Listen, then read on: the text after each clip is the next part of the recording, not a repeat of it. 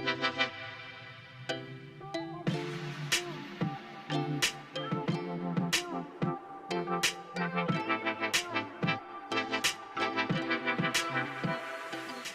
evening, Jamaica, and to our viewers across the Caribbean. We're coming to you live from the CBX studios at the Jamaica Stock Exchange in downtown Kingston. It's election night, an evening of anticipation, decision-making, and national focus. Now, beyond the headlines of victory and defeat, tonight's results will shape policy, drive investment, influence business confidence, and impact the money in your pocket. Welcome to Business at the Ballot, Jamaica Decides 2025. I'm Andrew Laidley. I'm Daniel Pasley, and tonight we're tracking not just the numbers, but the narratives. Which constituencies hold the keys to business development zones? What will this election mean for taxes, trade, and Jamaica's investment climate? And most importantly, how will the next government shape the future of Jamaica's economy? Yes, Daniel. Now, our election center is powered by real-time results, expert commentary, and voices from across the business community. And we'll be joined by economists, business leaders, analysts, and voices from civil society. Our goal tonight, to cut through the politics and deliver clarity on Jamaica's economic future. Yes, Pasley. Now, throughout the night, we'll be checking in with our reporter Rachelle Moncrief, live from the Electoral Office of Jamaica, that's the EOJ. Now, she'll bring us official updates on voter turnout, the transmission of results, and the integrity of the process. But first, a quick look at the state of the economy that shaped today's vote.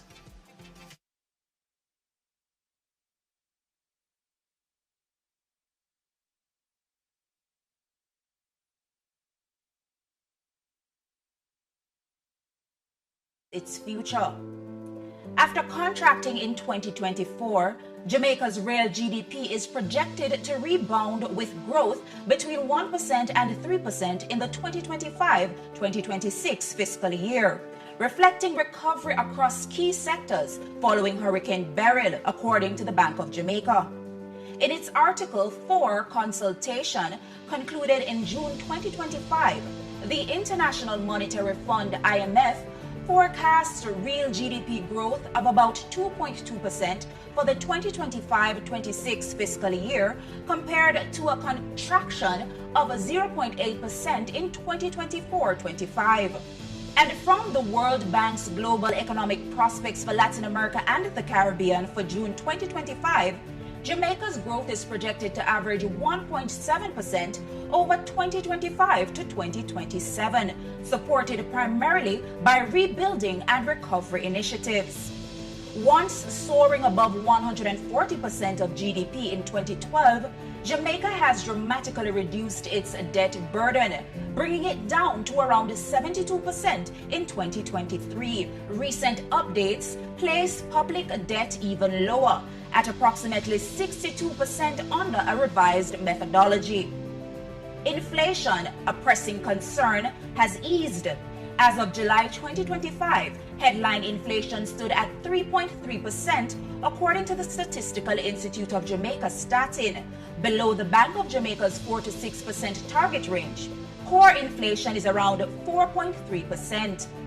Unemployment is reported to be at a historic low. As of April 2025, the unemployment rate was just 3.3%, the lowest on record. And the Jamaica Stock Exchange (JSE) was a vital pillar of the economy heading into the 2025 general election, with strong trading activity and daily turnover continuing to surpass pre-pandemic levels. Growth stabilization, a slimmer debt load, tempered inflation, and record low unemployment. These are more than numbers tonight. They are the economic undercurrents behind every vote. As ballots are counted, they remind us that policy, not just politics, will shape Jamaica's next chapter.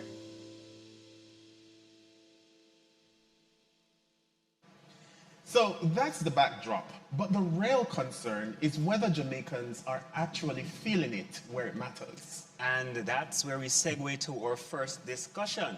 We're joined by local economist Keenan Faulkner, Dr. Carolyn Hale, Chief Executive Officer of Etalon Global Solutions Limited, and John Butler, Director of the Jamaica Chamber of Commerce. Mr. Butler, I'll start with you. Elections often influence how businesses plan and invest. From your perspective, what would you say is the biggest signal that the private sector is looking for from tonight's results? Well, I think it's less the results and more what comes from the new government in the coming days. I know during election season, everyone can get a little bit excited with making promises. I think the business sector will want to see that the actual implementations of policies by a new government are based on core principles of fiscal sustainability. We've worked very hard in Jamaica to get ourselves out of the debt burden we were in. So I think for the business community, fiscal stability, commitment to maintaining resilience against shocks, that is really the key thing the investors will want to see. Perhaps let me follow up like this. With the promises that we've seen and based on what we've heard along the campaign trail, are you seeing any sort of inclination that there might be a deviation from the fiscal responsibility that we have noticed from either party? Well, I think, in fairness, both parties committed, at least in words, to sticking to the fiscal rule. Nobody was talking about explicitly about going too far off track on that. But when one adds up the commitments, when one adds up some of the promises, and I suppose one of the criticisms you could level at both parties is there wasn't a lot of acknowledgement of trade-offs. There wasn't much acknowledgement of, well, if I'm going to do this, I'm going to have to cut back on that. I think that was disappointing. Hopefully, that was, I suppose, the old cliche, you govern in prose after campaigning in poetry. But I think the business community will want to see a little bit of calm and restraint in how this new government, whichever party it might be, plans their policy platform. So just before I give my colleague Daniel a chance to jump in at the bit here, what would you say was the atmosphere from the investor community leading up to September 3, leading into the election that we had today? What was that like? It's interesting. I think there was. I don't think there was great apprehension. In fairness, in the business community, I spoke to lots of people. I think people were expecting a tight election. I don't think there was great fear of an outcome in either way, I think that's positive. I think there was an expectation that there's bipartisan agreement on fiscal stability. Yes, there's differences in tone, there's differences about matters of detail, but really on the big policy ideas, rather than one party saying we should tax more and spend more, and the other going against that, we had them competing with each other about who was going to tax less. And Keenan, as the ballots are counted tonight, investors are obviously watching closely. From your perspective, what's the key economic signal that you'd be tracking? Yeah, I think the best signal that either party can send whoever forms the government would really be the commitment to maintaining fiscal responsibility, because as a truly bipartisan effort over the last 15 years, we have worked far too hard to get to where we are today, and it would be damaging to the credibility of both if any of them should significantly deviate from it. So for that same reason, I don't think either of them have an incentive to do that, because one party initiated that fiscal responsibility framework and the other one strengthened it in their time in government. So this is really a national effort, and all the macroeconomic and fiscal indicators are trending in the right direction. The fundamentals now are finally in the right place. Both parties have had a big say in that. Investors are looking at the fact that the debt to GDP has now been revised. It would be good to know how that fiscal space has been recalibrated as a result of now finally attaining that 60% debt to GDP by the end of March next year, and what that can afford us. How much money does that look like? I think the next interim fiscal policy paper that will be published either later this month or next month should give us greater clarity and more details on that. But no, what you do with the fiscal space is important. You know, both parties have proposed to give that back in the form of tax breaks, essentially. You know, there are other pressing needs as well, like do we spend more on capital expenditure, or are we going to grow the economy? Because you're looking at a difference effectively of 2% of GDP, which is around, say, $80 billion. If we do have that additional fiscal space, then the government, the new government, will now have to signal what is it that we're going to do with it. Yeah. As it relates to additional fiscal space, you would have seen from both parties that they have quote-unquote goodies that they're offering. Do you see some of those quote-unquote goodies affecting some of these, the fiscal space or the reserves, so to speak? Well, depending on how it is recalibrated, it's going to be very difficult, I think, for the government to absorb it while it plans to run projected deficits for the next 2 years, even in the absence of election promises. And, you know, we have a maximum allowable limit that we are almost very close to. This may afford us some amount of space, given that we are now slated to attain that target on the initial deadline that we had, 2025, 2026, before that revised deadline, which was 2 years later, 2027, 2028. Regardless, you know, both parties are committed to saying, look, we are either going to remove taxes, not impose any new taxes, not levy any new taxes, or reduce taxes. You know, we have spoken about the asset tax. Both parties have committed to gradually phasing that out. NHT will now stop being drawn down. So there is going to be less room for maneuver. There are limited degrees of freedom in terms of what you can do with fiscal space, in terms of the revenues expected to come to the government. So now, how do you reconcile the fact that you're going to give back extra taxes, but also now, you know, commit to not increasing existing taxes? Yeah. And effectively, you only have 4 options. You're either going to cut back expenditure, probably rescope the proposals, phase the implementation over time, or you know, you might decide to slow down some other area of the budget, like debt repayment, and run a much lower primary surplus. So, you know, the government of the day, or whoever forms the government tomorrow morning, probably needs to give us those specific details now going forward. Yeah. You know, Keenan, one of the things that we heard along the campaign trail was that some of these commitments and promises that we're hearing could in fact break the bank. And I want to hear from you whether or not you think, you know, from your vantage point, if that is something that is true. But I want you to stick a pin there as I bring in Dr. Hale. So ruminate on that for me a little bit. But Dr. Hale, businesses are also watching for social and workforce signals, right? What should employers, workers, and communities be paying attention to as the results come in tonight?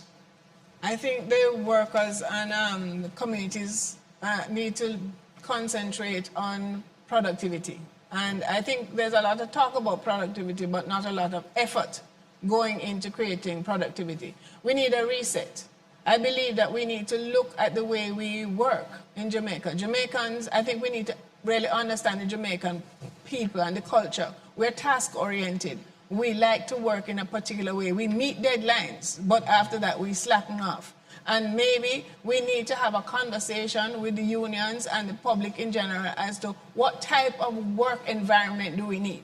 Do we begin to look at contract work in a different light in terms of being able to move? I can work with you for 2 hours a day and maybe next week I come on for another 5, but I can move my benefits around so my lifestyle becomes the focal point and I can still achieve, and the economy will grow because more people will have an opportunity to move in and out at their own leisure and around the way they like to live and their well-being. So we're focusing on the well-being and how people really operate in the society. We need a reset to be able to really achieve the productivity that we talk about and the growth. But the matter of productivity has been a real sore issue for many years and across several administrations. I wonder, so is it just looking at the lifestyle of the people that might solve that problem, or what other metric might be considered to solve that productivity problem that we have? But I think it's not more than the lifestyle of the people, it's the nature of the people. Because we have been accustomed to measuring productivity in one particular way, one formula. But the country, the people have evolved. They don't work like that. They would prefer to go sit on the beach, work when they work from home, they work remote, but they will work. The thing is that we need to figure out how they work and talk to them and find out how can we reconfigure the way we do things so that we all can be comfortable. It's not that they don't want to work. They don't like a rigid work environment. And so the employers themselves have to adjust their minds to say, well, okay, let me look back and see. Let me have a conversation with my workers to see, is this working? Is there a better way? Jamaicans, I always say, Kaizen for Jamaicans is continuous involvement will lead to the continuous improvement. Don't shove things down their throat, they're not going to accept it. Involve them in the conversation.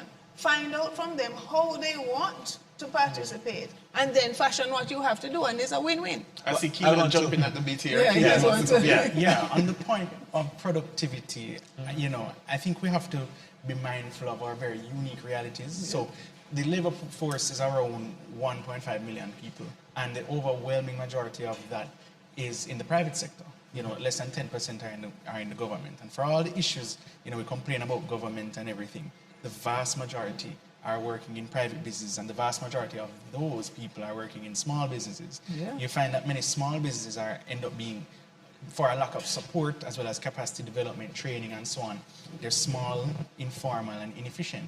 As a result, they don't really get the sort of productivity gains that you will readily want to realize. So if you look at the public sector, which pays around 30% of income taxes, just to use a measure of productivity, so they generate 30% of income taxes, but they're less than 10% of the labor force, which means the other 90% is undersized.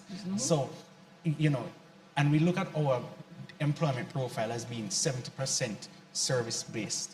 Now, service-based activities are only going to increase in productivity if you augment training and education. And we have to start there. We have had suboptimal training and education outcomes for the better part of 50 years. And now, we start a lot of entities because most persons probably don't want to work for somebody else. So they start their own thing. But then the training and education is not matching the sort of productivity that we want to get. Now, on the other point about fiscal space. Right. Now, both of these proposals are estimated to cost at least $30 billion. And just to put that into context, only 4 ministries have an allocation greater than that in a single year. So you see, it's a very large adjustment. In fact, only 5 or so categories of expenditure itself are larger than that: salaries, debt repayment, pensions, and capital expenditure. So trying to fit that block of expenditure is going to be very difficult because of the fiscal rigidity that is in the budget. So you might have discretionary space, but at the same time, how are you going to justify cutting, salaries for your judiciary, pharmaceuticals and medical supplies, road maintenance money, and things like that? These are real expenditures. So if you want to be sustainable, you're going to have to phase it in over a much longer period than that, because once So are you saying that a 3.5 income tax threshold increase by April of next year is unrealistic? Well, both the 3.5 and the 15%, I don't think there is scope to begin the implementation of either of them until within the short time fiscal period. year 2027, 2029, 28.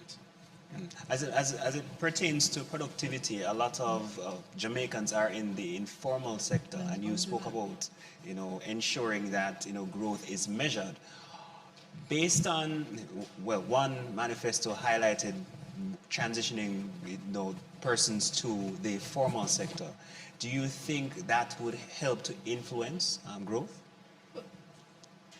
In terms of moving persons from the informal to the formal sector? Yeah, how do we incentivize that movement? Because given that many persons see a clear advantage in working informally, persons don't pay taxes, compliance is such a huge thing. Have to shift the equation in the direction where there is more incentive to comply and there's less of an incentive to not comply. But right now, that equation is fairly unbalanced. So how do you formalize that sort of formal employment without now discouraging people? That's why people tend to stay out of the formal labor force, because compliance is so hard. That's why even many persons want to move away from income tax, for example, because it's a direct tax. People want to move on to consumption taxes because it's less less harder to evade or those sort of taxes. So I think the broader discussion needs to focus on income tax reform and general tax reform.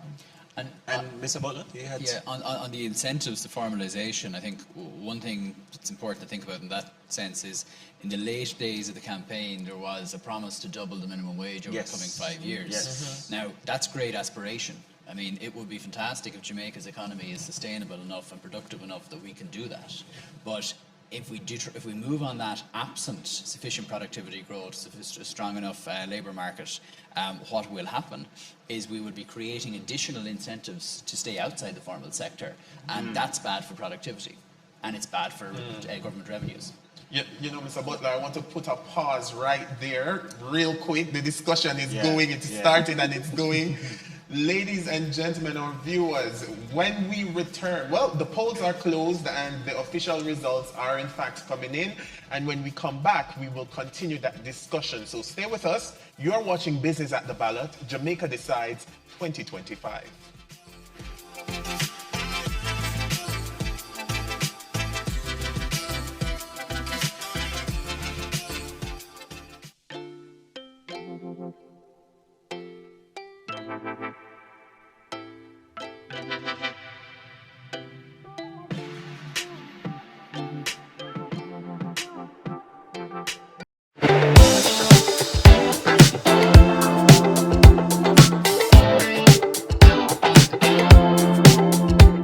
Hello everyone, I'm Kiran Maharaj of the Trinidad and Tobago Chamber of Industry and Commerce, and I just want to wish CBX a very happy anniversary.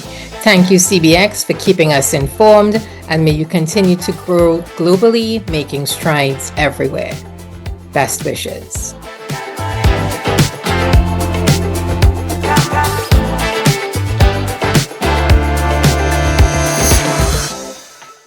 Whether you're exploring Jamaica or handling local business, you deserve a transportation service that matches your need. Count on Island Car Rentals. We're an international award-winning company setting the standard for ground transportation in Jamaica. For 50 years, Island Car Rentals has been your trusted brand for renting quality vehicles. But we're more than just a car rental company. Need an airport transfer? No matter the hour, we'll get you there safely and on time. Looking for private transfer or chauffeur services? Elevate your experience with exceptional style. And if adventure requires you to travel far, no matter the number, large or small, we're here to take you anywhere. Call today and make Island Car Rentals your next travel partner, because Island people take better care of you.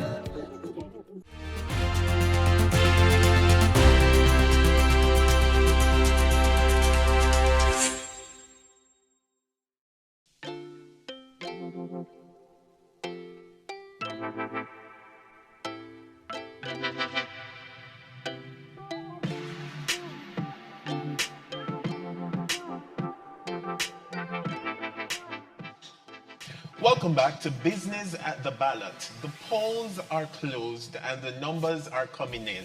And we're here to bring you what they mean for Jamaica's economy. But just before that, it is election night, and I just want to share some numbers with you. As at 3 p.m. today, the voter turnout was 30.41%. 30.41% as at 3 p.m. And as far as I'm seeing the numbers so far, just about 9,006 voters or results have been counted so far. So the numbers are coming in and the results are slowly coming in and building. But just before we go back to our panel discussion, our reporter Britannia Henry hit the street earlier today to find out what the people were saying. So this is what they had to say. All right, so we're at Bridgeview Early Childhood. Of course, it's election day here in Jamaica, and this is our next polling station right in Bull Bay. Now listen, we've heard from voters, and they have some quite interesting answers for us today. You don't want to miss it. Stay with us. So what are the economic factors driving your vote? All right, some economic factors driving my vote this time is just to really see what the next party has in store. I've seen what the current party has done, and I just really want to see what the other parties. We had 2 terms with the JLP. Let me see what is coming next. So I'm really voting to see what is coming next. So whatever is in the pipeline that he had in store, I think they will pick it up and foresee going forward along with what they have in store. Andrew are doing work, so it drives me to come vote. Yes, right there, so. You understand? So you don't know no third term. Show it to the world. Well, I tell you, say, yeah, man, government, them want to do the thing right, as it, especially in my area, which part there, see me? Because JLP, Miss Olness, Mario himself, and the next one of them called Zongi. Them are work and do them thing, man, and I prop up the community. I'm not really sure about no else. I'm sure about yourself. Okay, nice. So you think, so what is your drive to vote? What's your reason to vote? Well, because, alright, but then in our neighborhood where the MP itself I take care of me and my family, them are most people in our community. The fact that they put out the work, we really see him put out some real work in our street. Different from roads, I see him place people in our homes. Much more, but grow and come say Liberate help the community with medication, shelter, food. It's just great for see the Prime Minister actually do work. So you think the economy is going to be better? Sure. Yeah, man. Sure thing. Okay. One Andrew, man. First term, second term, third term. Why me a vote? Because we need a better Jamaica and a cleaner Jamaica. And a leader who can carry themselves good. Because if he's a leader you can't carry yourself good, you can't represent me. And the next thing again, we need a leader who me can talk to and who can work in my community. I must say this, a team who work together, achieve together, will always be a team that always come out victorious together. First of all, the economy is 100% better. When I say 100% better. Back in the days, this is history. When I say history, Mr. Michael Honorable Andrew Oness create history. He's simply the best. Behind a great man, you have a great woman. I can't leave out Mrs. H. That's First Lady. They are a team together, such as us. They train us to be a team, and we'll always be that team. My main reason for voting is I want to see more development programs, especially for young people, and I think I am seeing some of that. I'm also seeing where the dollar is being stabilized a bit, so those kind of factors kind of drive me to vote today. I'm hoping to see more, and I'm hoping that it will get better. Whoever will form the next government, I am hoping that they will continue or get better. Okay. I think we have made some progress, but there's much more to be done. Alright, and there you have it. You've seen how our voters are feeling. Earlier today, we went to micro-practice in junior and primary high, and now we're in Bull Bay at the Bridgeview Development Center. Now listen, these voters have some very interesting, responses to what they feel the election is going to be like. Now, I'm signing off. This is our last Vox Pop Industries for today, but I'm going to sign off, and this is Britannia Henry reporting for CBX. Take care. Thank you very much for that, Britannia. Some really spirited supporters out there on the street today, and they touched on some of the areas that I want to bring our panelist Daniel in with now. So still on set with us is Keenan Faulkner, our in-house economist, and Dr. Carolyn Hale, CEO of Echelon Global Solutions, as well as Mr. John Butler, Director of the JCC. So I want to start with you, Mr. Butler, because since the start of our discussion here, and even along the campaign trail, we've been hearing a lot about fiscal policy measures, what's going to be done on the fiscal side. But isn't it true that the monetary policy side should also complement the fiscal side? And I want to find out from you, what do your members, the business people, what do they care about more? Do they care about the fiscal side more? Do they care about the monetary side more? Are you hearing from them that they need to see a coming together of the two? Well, the two both play a very important part. I mean, I think over the last year or so, whilst we've had, on the monetary policy side, whilst we've had reductions in the policy rate, businesses have been complaining quite a lot that they haven't seen transmission of that into lending rates coming through. So, there's some frustration at that. I mean, businesses that are significant importers tend to get excited whenever they see the Jamaican dollar move. But, I mean, obviously we've now moved to an inflation mandate for the bank. So, and I think whilst businesses may complain sometimes when they see the dollar sliding, those of them that do business across the Caribbean will also look at some of our neighbours like Trinidad and realise that, yes, you may have a sliding currency, but at least you have free convertibility, and that you don't have the restrictions on US dollars and hard currency acquisition that you do in other jurisdictions. I mean, on the fiscal policy side, I mean, the main thing that businesses want is stability and predictability on fiscal policy, and I mean, like, that is the one game changer we've had over the last 7 or 8 years, which is, I know it's been a kind of bit of political mantra, but the no new taxes thing has meant stability for business, predictability in making investments, and the fiscal stability and the resilience to shocks that we've had is what will hopefully continue to enable that predictability on our tax policy. Mm-hmm. What's the UK now? Yeah, I mean, both of them will necessarily have to complement each other. For the moment, and for quite some time, both fiscal and monetary policy can be said to have been contractionary. But you don't want to now sort of loosen the valve, and then in the pursuit of growth that both of them can affect, you now have spiraling inflation. So that's why it's important for both of them to run in tandem with each other. And we've seen rates come down gradually. There's always that saying that when the rates go up, they take an elevator, but they take the stairs to come down.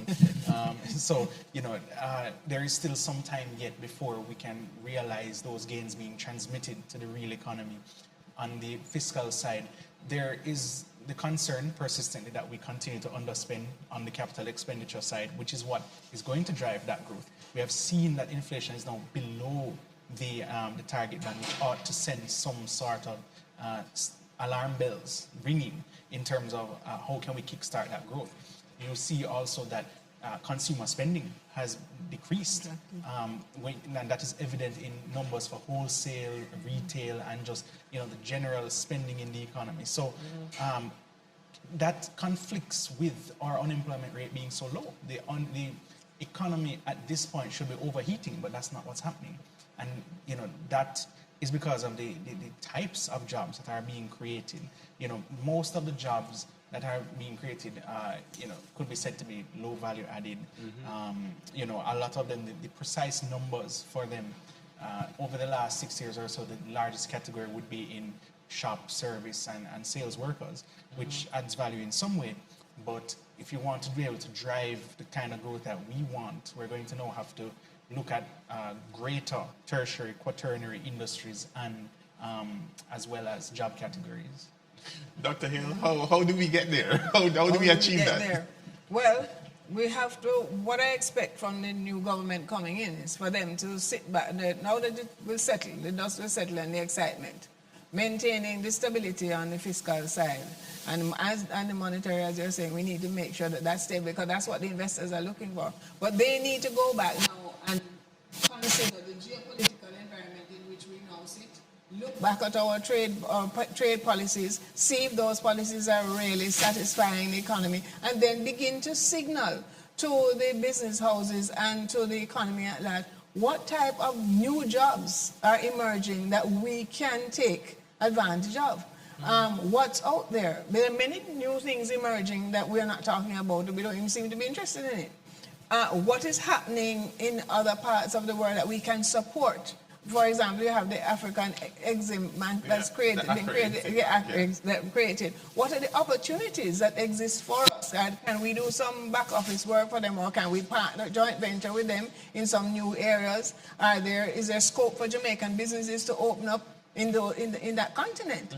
We need to go back and look at our geopolitics, look at our trade policies and our foreign affairs. Are we really trading with the right partners?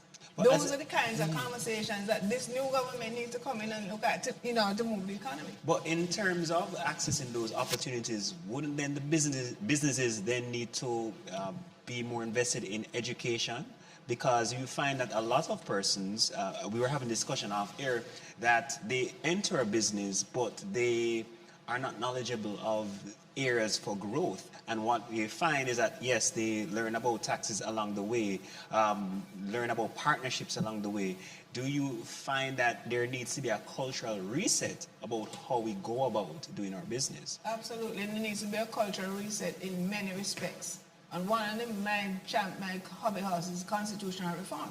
Because it's not just about throwing out the king or whatever, it's actually repatriating the constitution, which we do not now have. We have to repatriate and then create a Jamaican constitution that reflects the type of country in which we wish to live for the next 50 or 70 years, and work backwards to create the environment that can support that. At the moment, we're just reacting to stuff. The training, education, everybody has an opinion on education, but they don't really understand it. They don't understand that we have a national qualification framework that has comparable tracks on the technical side as well as on the academic side, and you can cross from one to the other, and it's perfectly acceptable. People can have dual certifications. We have a lot of backward ideas with respect to education. And if we can just change the mindset, the world is our oyster. There are many things that we could be doing, and people don't have to be employed by others. They can employ themselves, but you have to let them understand that these things are possible, and that your education can port to other parts of the world and link in, because the qualification framework is acceptable internationally, and people can look at your qualifications and see exactly where you fit in their environment and how you are to be paid. But we don't have those conversations. Some people know and others don't. And John, what's your thoughts on this? Well, look, I think one of the challenges businesses are continuing to face is getting the right skills. Okay.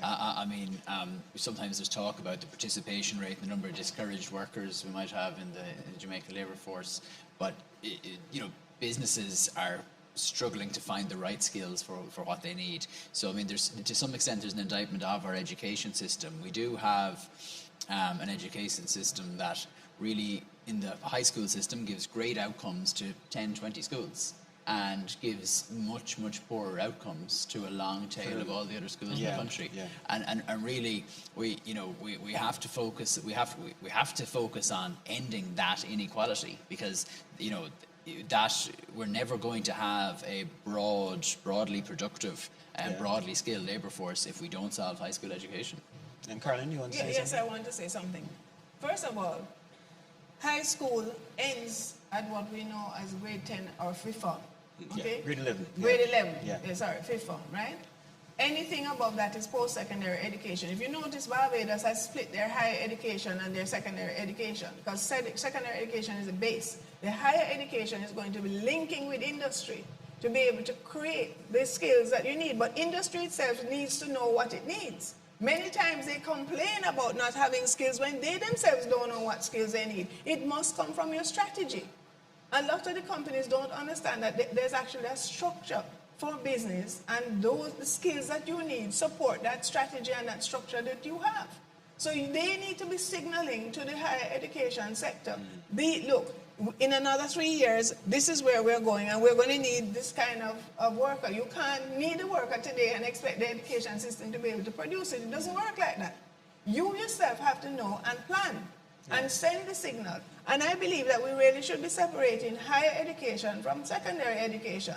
so that you can, so the business sector can speak to the one that can deliver to you the type of workers that you need while you're forming the base and a good platform from which anybody can move forward in any direction they wish to move, because the policies are there, you know. What I'm saying is actually exists. The policies are there. So we're talking about education here, and you know, while we are dissecting the issues, both parties have actually published manifestos. Yes. This is what they have said that they're going to do. We've heard about literacy and numeracy crisis response. We've heard about incentives for teachers. We've heard about curriculum reform, focus on STEM and or STEAM. What do we make of what we've seen in these manifestos? Keenan, let me start with you. Well, you know, education could always be said to be a sort of poison chalice when it comes on to public policy in Jamaica, because there are so many competing demands, you know, apart from just now trying to develop the sector itself. There's very low capital expenditure on education. Education outcomes really speak for themselves. 60% of the labor force does not have any sort of post-secondary qualification to do the jobs that they are doing, right? And that just translates to very low value added in terms of what they're able to do. And like John mentioned earlier, the skill sets that people are trying to look for are just not there. But the other thing that I want to say about it is that the just basic literacy and numeracy, so you alluded to that in one of the manifestos. Any party that can really aggressively address that issue today will, you know, will look better for it 10 to 15 years down the line. So we've been speaking about, for example, I think it was and the report from 2004, right, on education development. I think it was a task force chaired by Ray Davis. Right. And, you know, it's been 20 years since that. If you only start to implement it now and then think about the lag time eventually, you know, that's why today is always the best time to start. We've had the Orlando Patterson report from 2021. The ETOC has been implementing some of these initiatives, but there's still going to be a lag time. So you start today, you might not see these gains until another generation from now. Yeah, but that doesn't translate into getting voters out to the poll, or does it, Dr. Hill? Well, if they have to wait this long to show the results, you know, the people going to the polls are going to be, well, you said this 5 years ago, it's still not done. But do the voters really understand that it's not an immediate thing? It's something that you have to really work into the system to see that outcome? No, they don't. And that's why I'm saying you need to separate higher ed, which is giving you the workforce that you need. You see this business of certification. I don't know if you realize that the certification can actually be done in the workplace. You know, the workplace can actually work with the tertiary institutions to create the type of learning that you need, because we now have hands-on training. Not only hands-on, we now have what we call occupational degrees. Okay. So you can actually work with the tertiary institutions to create the type of bachelor, associates, bachelors, or masters. I don't know if the standards for the masters is ready, but I know their standards is ready for the associates and for the bachelors, and they can be delivered in your workplace. So we need to think differently. Mr. Butler, is that something that your members are working in tandem with the relevant institutions to bring to actualization? So one of the partnerships I'm aware Chamber of Commerce having is with the Hart Institute. Certainly, I know we also, you know, there's discussions with sectoral groups with the University of West Indies from time to time. And I mean, it's something we probably could do more of, but it is something that is ongoing. You know, I wanted to circle back a little because we're heading to a break shortly, but wanted to circle back to the issue of the fiscal policy and monetary policy, which we were talking about earlier. And Keenan, as the voters went to the polls today, do you think they had in their minds, were they thinking about interest rate, the indicative policy interest rate being, you know, low? Were they thinking about foreign exchange rate? We know they were thinking about, moving the income tax threshold to 2 million. We know they were thinking about increase in minimum wage. What say you? What did the voters go to the polls with in their minds today? Well, of course, some of them would have been thinking about lower interest rates and lower inflation. You know, anybody who has a consumer loan, a personal loan, a household loan, or takes some form of credit will naturally be thinking about that. What they might not be thinking about is the fact that monetary policy is independent, and you know, the central bank has operational independence. Most persons probably won't care about that, or the sort of interference that you know, the government cannot do when it comes on to those things. But they still want the government to do something about it. You know, so people will probably be thinking about that. Persons probably are not going to really readily think of the context either, in terms of, you know, COVID and why rates had to go up and know why they're taking so long to come down. But they want something done. And even though it's out of the political realm to do so, you know, that might influence their vote somehow. But apart from the political realm, the cost of living, you know, a lot of persons are really looking at economic stability. They're looking about how is it influencing my pocket? Wouldn't the cost of living be a great factor? Yeah, absolutely. And, you know, persons are thinking about that, but they're looking, I think, more towards the political executive to see how can you address the cost of living, you know, because the government doesn't set inflation rates. It cannot. But what it can do is have very targeted interventions, particularly to the most vulnerable that are short and very sharp. But that's not something that can be necessarily wholesale or widespread or wide scale. And so that the government, both of them, have signaled, at least in that manner. How do you know, ensure you have price stability across the entire economy is what the Bank of Jamaica has been doing, but people won't necessarily feel that right away. You know, we don't see prices going up by 5% or whatever the headline rate is. What we see is prices going up by, if it's $100 today, it's $150 tomorrow, because it's an average. You know, it takes into consideration regional circumstances across the entire country, and that just nets out to 5%. So, you know, I think there's just a general price inefficiency in the Jamaican economy. A lot of it is not determined by just market-based factors purely. People can set prices based on other non-economic factors, and that, of course, filters into the cost of living. So essentially, are you saying that some persons just have to just hold on and wait until they feel the benefits, so to speak? You know, I hope that's really not the case, because governments can, you know, they have power to do so. Okay. But it's all about trade-offs, you know. Okay. The government might not want to offend some other interest group that has their benefit for price instability or whatever it is. But on the other hand, you know, it's the same thing with taxes. You know, they are proposing to give a tax break. You know, some persons have said that money can be spent elsewhere, it can be spent better, for example, rather than it going into people's pockets. So it's all about what the government of the day philosophically believes and how that translates into their policy and program priorities. Well, we're almost up on a transitional shift here with our panel tonight. But just before we change of things on our panel, I want to give Dr. Hale and Mr. Butler the opportunity to share some final comments with us before we go to the break. Well, my final comment is I want people to focus on constitutional reform, because once we have an opportunity to shape the type of constitution that will give us the type of country that we want to live in for the next 50 years, we can work backwards, fix the institutions and fix the political apparatus that will allow whomever it is that's going to manage the operations. But we have to remember their manifestos must come from that vision that we want for Jamaican people. It can't be something that they sit in a room and create that they think it's nice. It has to be something that is shared. It's a shared vision for the Jamaican people, for the Jamaican people. Fully agreed, Mr. Butler. This was the last thing for me.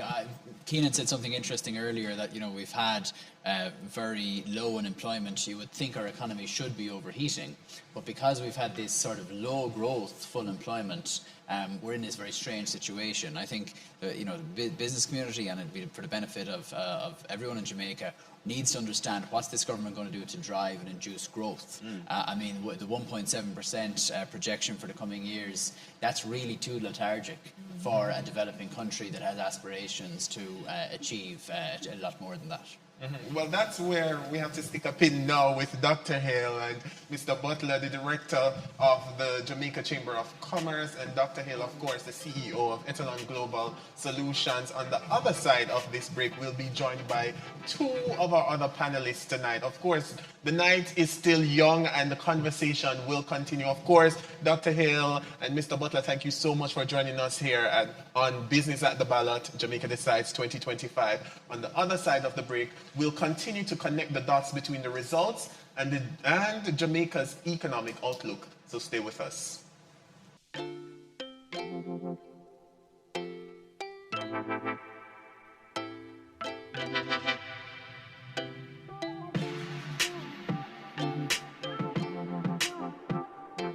Introducing the Corporate Services Unit, your go-to experts for corporate secretarial solutions.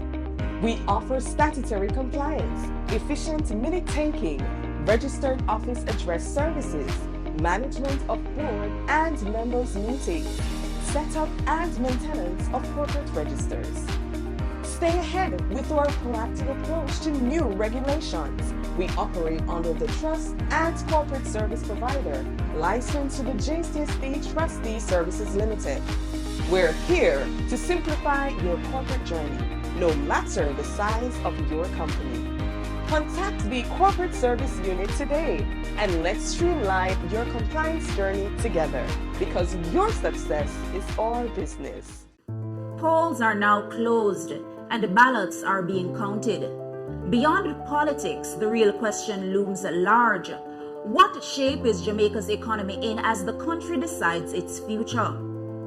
After contracting in 2024, Jamaica's real GDP is projected to rebound with growth between 1% and 3% in the 2025-2026 fiscal year, reflecting recovery across key sectors following Hurricane Beryl, according to the Bank of Jamaica.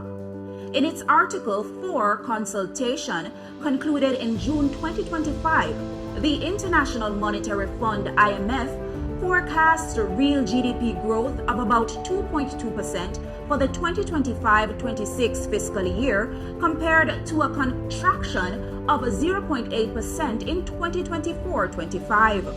And from the World Bank's Global Economic Prospects for Latin America and the Caribbean for June 2025, Jamaica's growth is projected to average 1.7% over 2025 to 2027, supported primarily by rebuilding and recovery initiatives.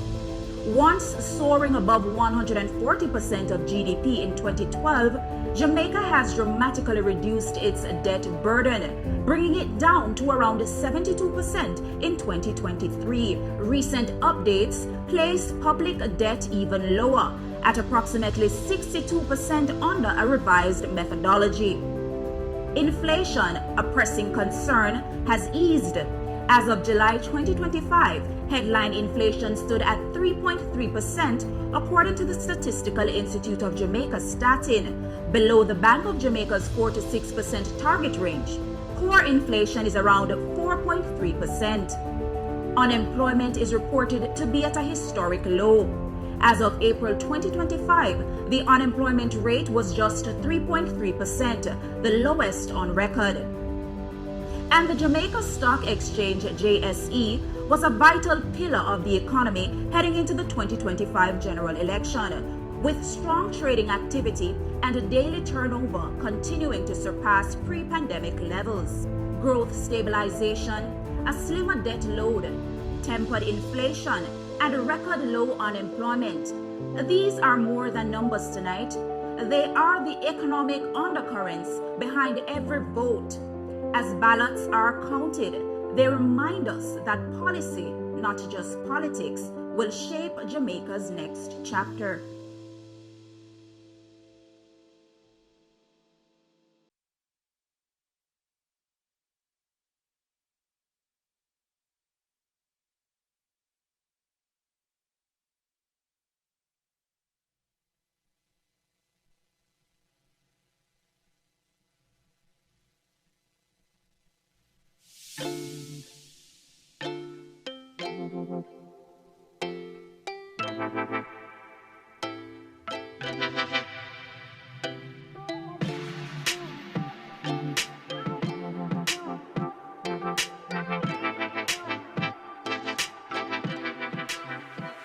Welcome back and thanks for staying with us. This is Business at the Ballot. Now, in this election season, we've seen three big debates: the social debate, the economic debate, and the leadership debate.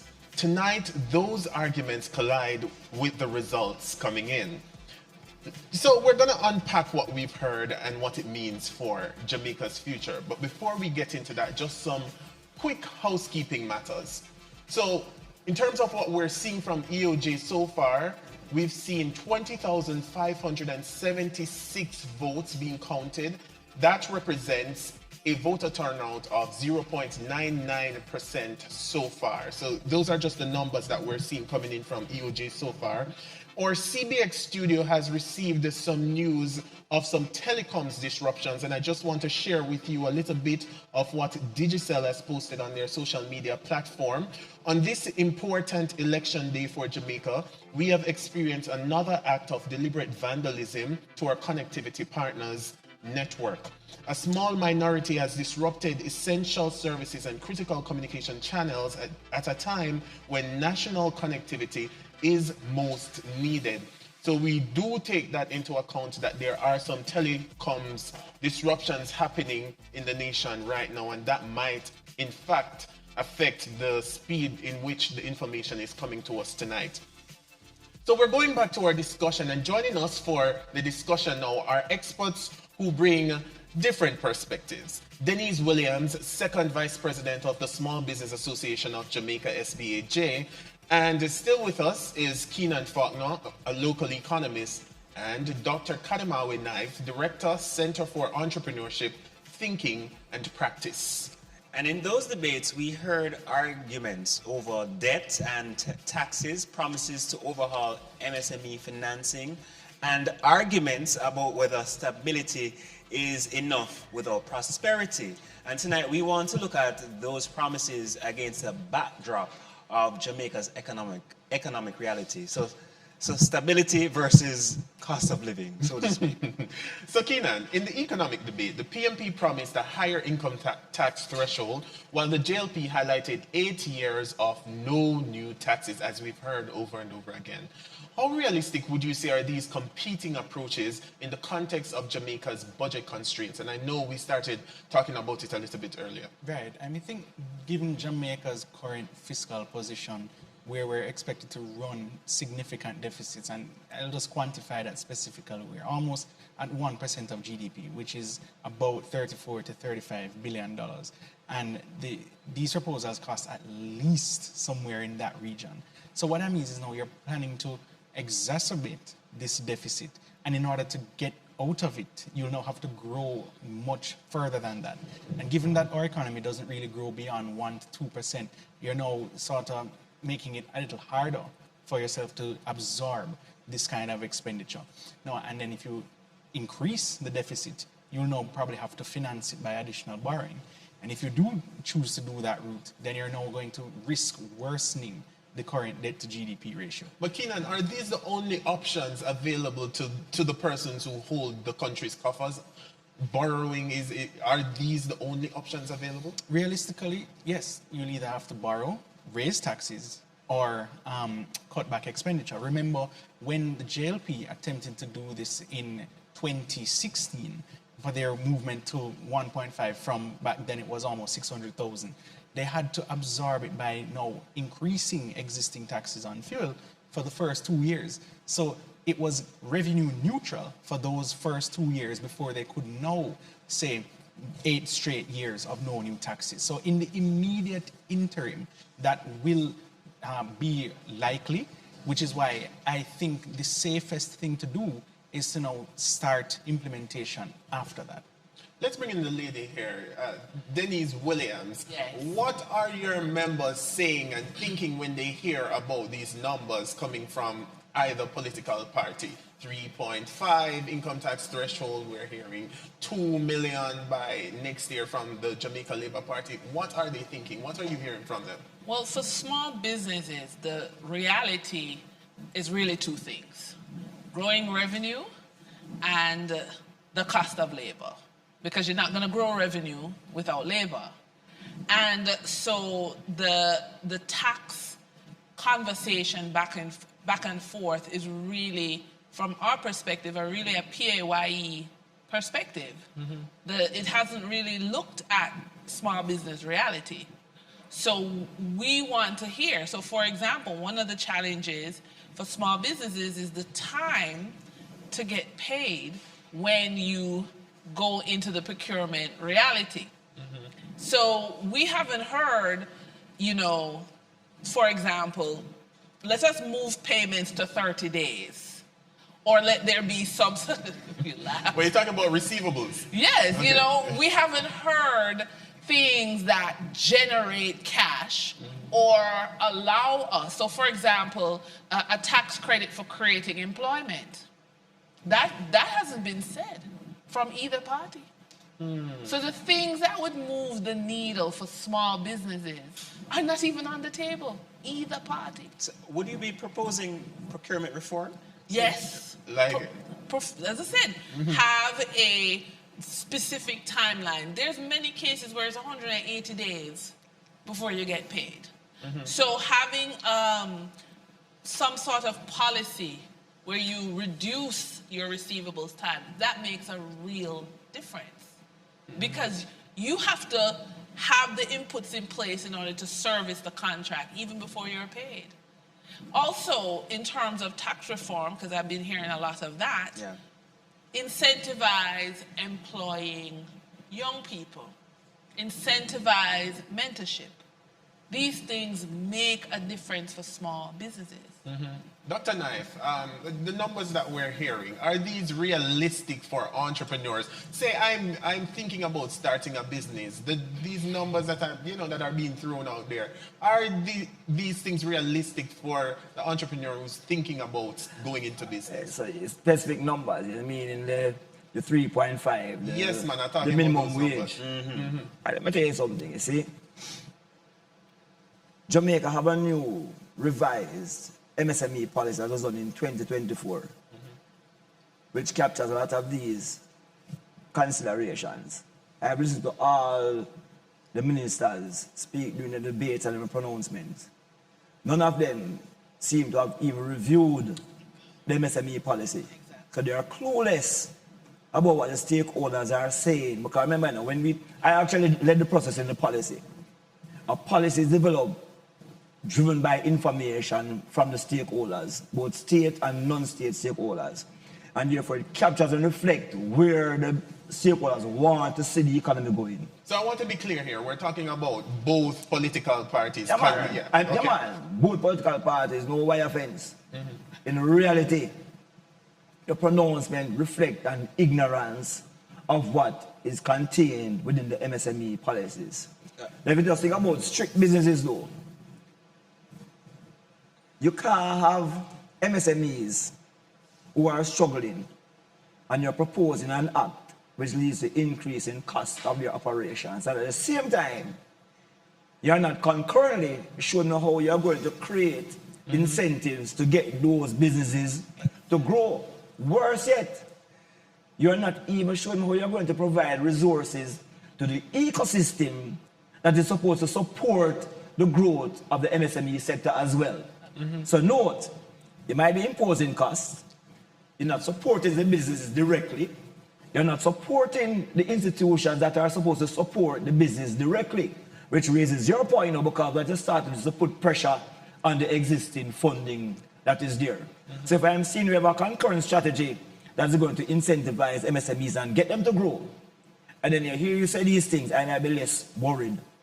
But when I'm hearing from one side only, that sounds to me like a punchline for a vote, and not something that we're thinking out properly. Yeah, Denise. I wanted to also add, as it's a very this election has been very neutral for the small business sector, because some of the policies that could drive growth.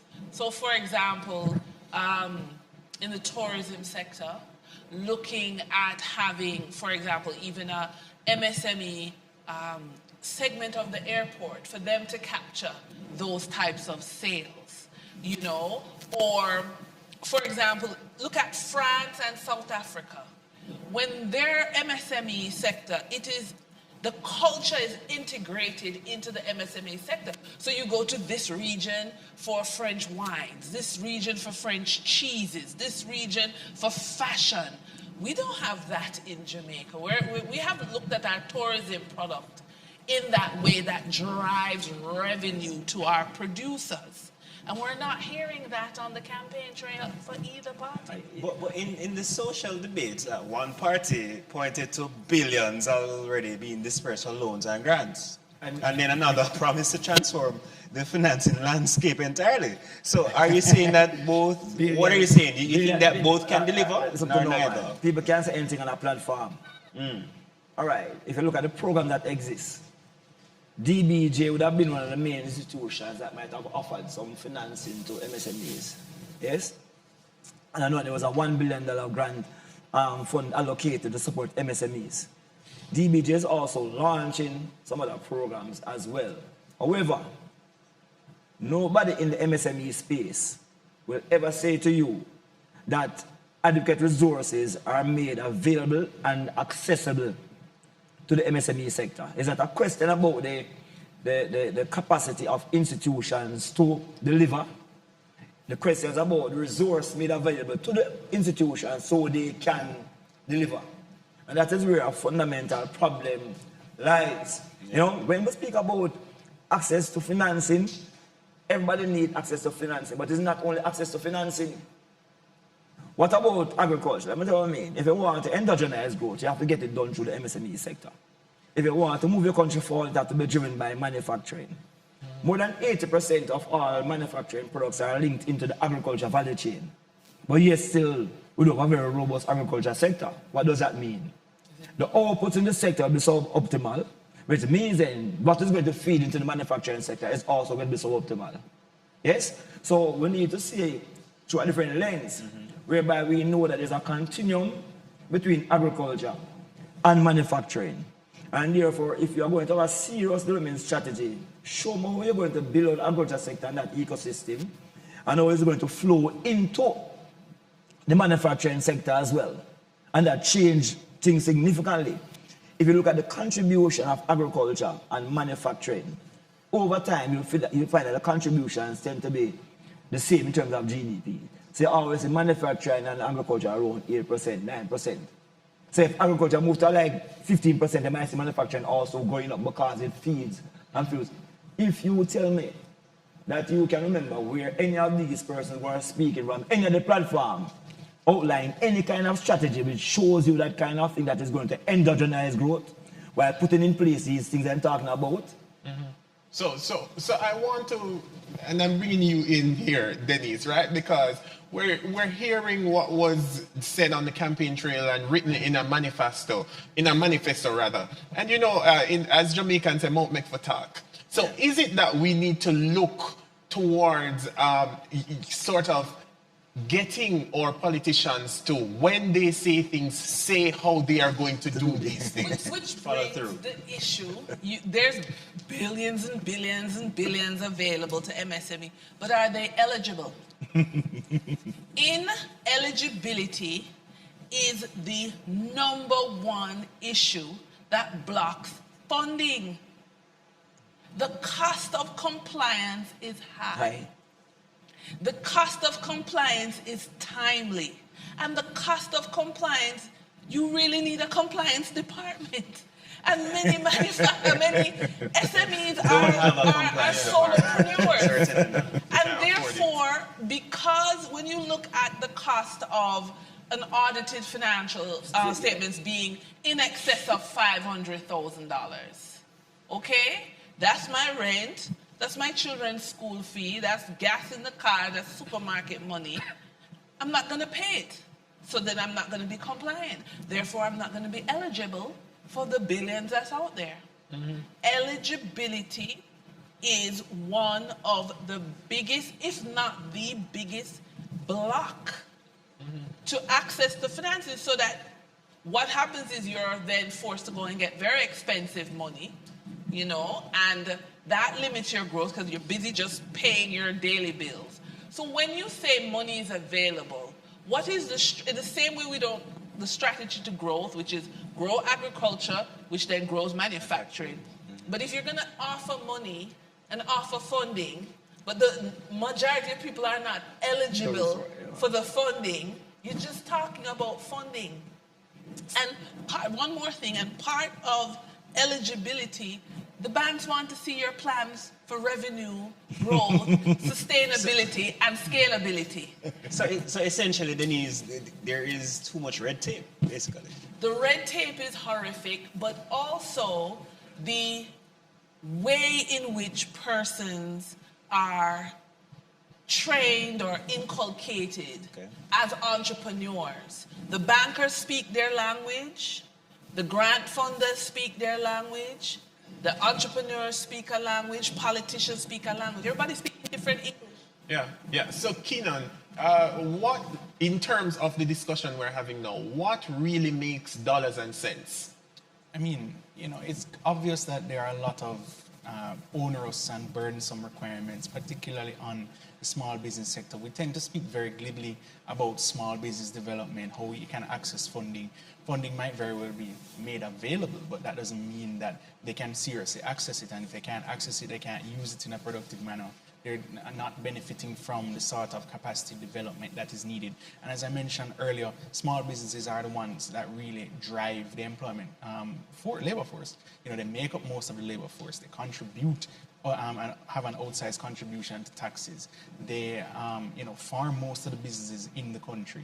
And it just makes sense to focus exclusively on them, or at least more attention ought to be given to them, but in a meaningful way. And while we're on the matter of money and businesses, the Prime Minister made a huge announcement on Sunday indicating to increase the minimum wage gradually to $32,000. How do you think this will affect small businesses and the job market? They'll raise rates, so prices will have to go up. The cost of services will have to go up to be compliant. Or we look at what happened in California. California raised the minimum wage to $20. So it was like, $11, $15. They raised the rates for fast food restaurants to $20. Fast food restaurants then cut hours. And so when they went 6 months later to survey the employees, they said, but I'm right back at square one because I'm working less hours at a higher rate. I'm not better off. So essentially, it's not beneficial for MSMEs. Depends. It depends on the support given. It really depends. There has to be support. What drives the support? For a small business to pay more, they must earn more. And so we don't have an MSME revenue policy. And as I said, meaning shorter payment for procurement, special zones in airports and hotels, special zones in the country where persons are encouraged to have experiences, cottage community experiences for tourists to grow revenue. We do not have a revenue policy. What we have is a compliance policy and a higher cost policy. All right, I have to stop you there. We are having a robust conversation, but we'll take a break and then we come back to this wonderful discussion.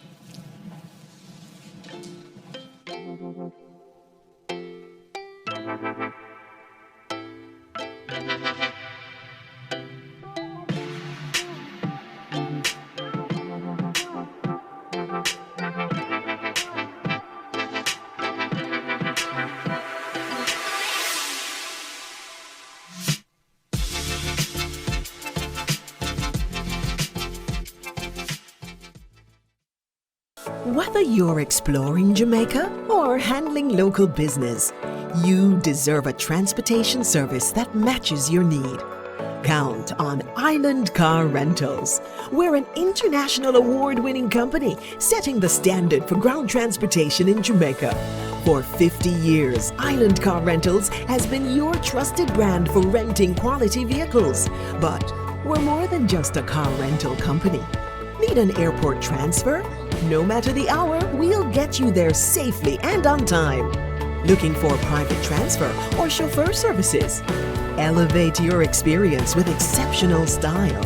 And if adventure requires you to travel far, no matter the number, large or small, we're here to take you anywhere. Call today and make Island Car Rentals your next travel partner, because Island people take better care of you.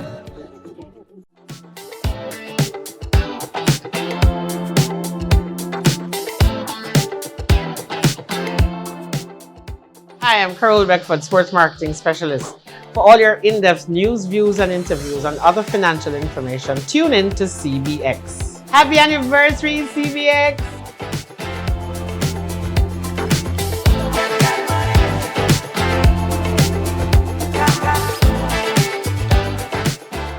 Hi, I'm Nielsen Rose, host of Let's Talk Stocks, reminding you that health is indeed wealth and time is really money. Why not spend a little time with us? Weekday mornings, 9 to 9:30 a.m. for your daily dose of business, economic, and investment insights.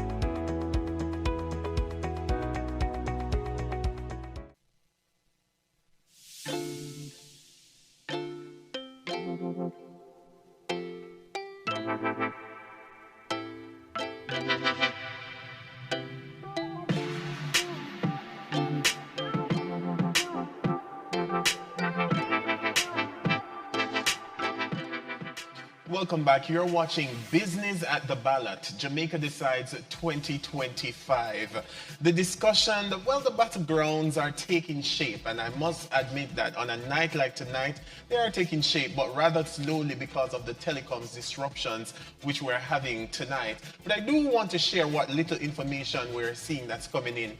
I understand that in the Kingston Western constituency being contested by Desmond McKenzie from the JLP party and Joseph Witter from the PMP and Ricardo Williams from the JPP, whereas Desmond McKenzie has so far received 3,134 votes. That's 93.3% of the votes in that constituency.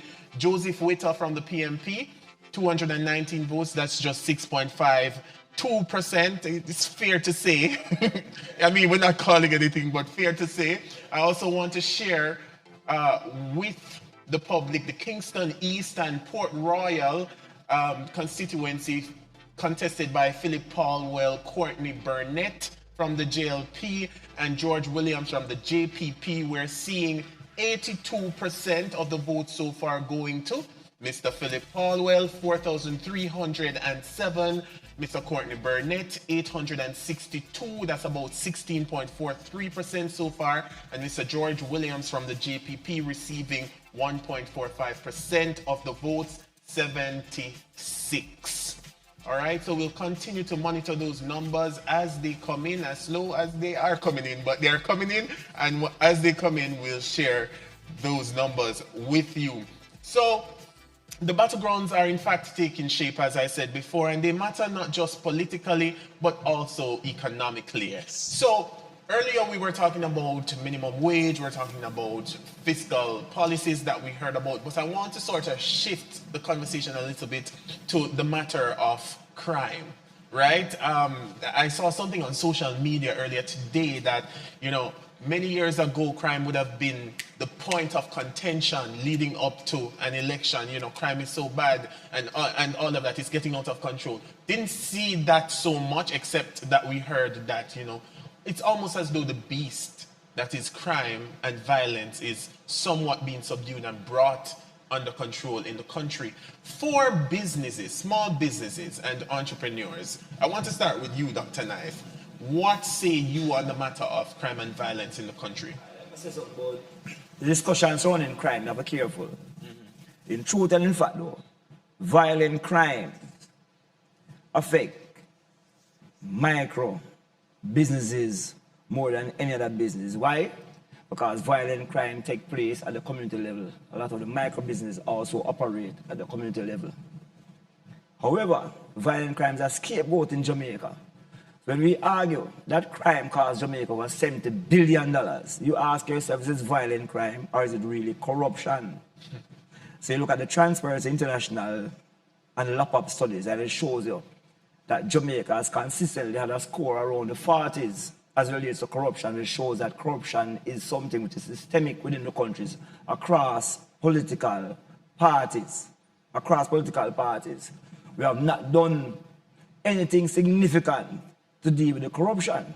But it's the corruption that caused the difficulty in doing big businesses in Jamaica. So the corruption in terms of you trying to get permit to build your building, I have to pay off some big people in Water Commission or in wherever. You trying to get goods to come into the country. All of those things are linked into corruption. And I'm going to say to you as well, that sometimes, and most times, the violent crimes themselves, perpetrators of violent crimes are linked to somebody who is involved in big corruption in the country. And so we don't analyze this thing here properly, but you're right.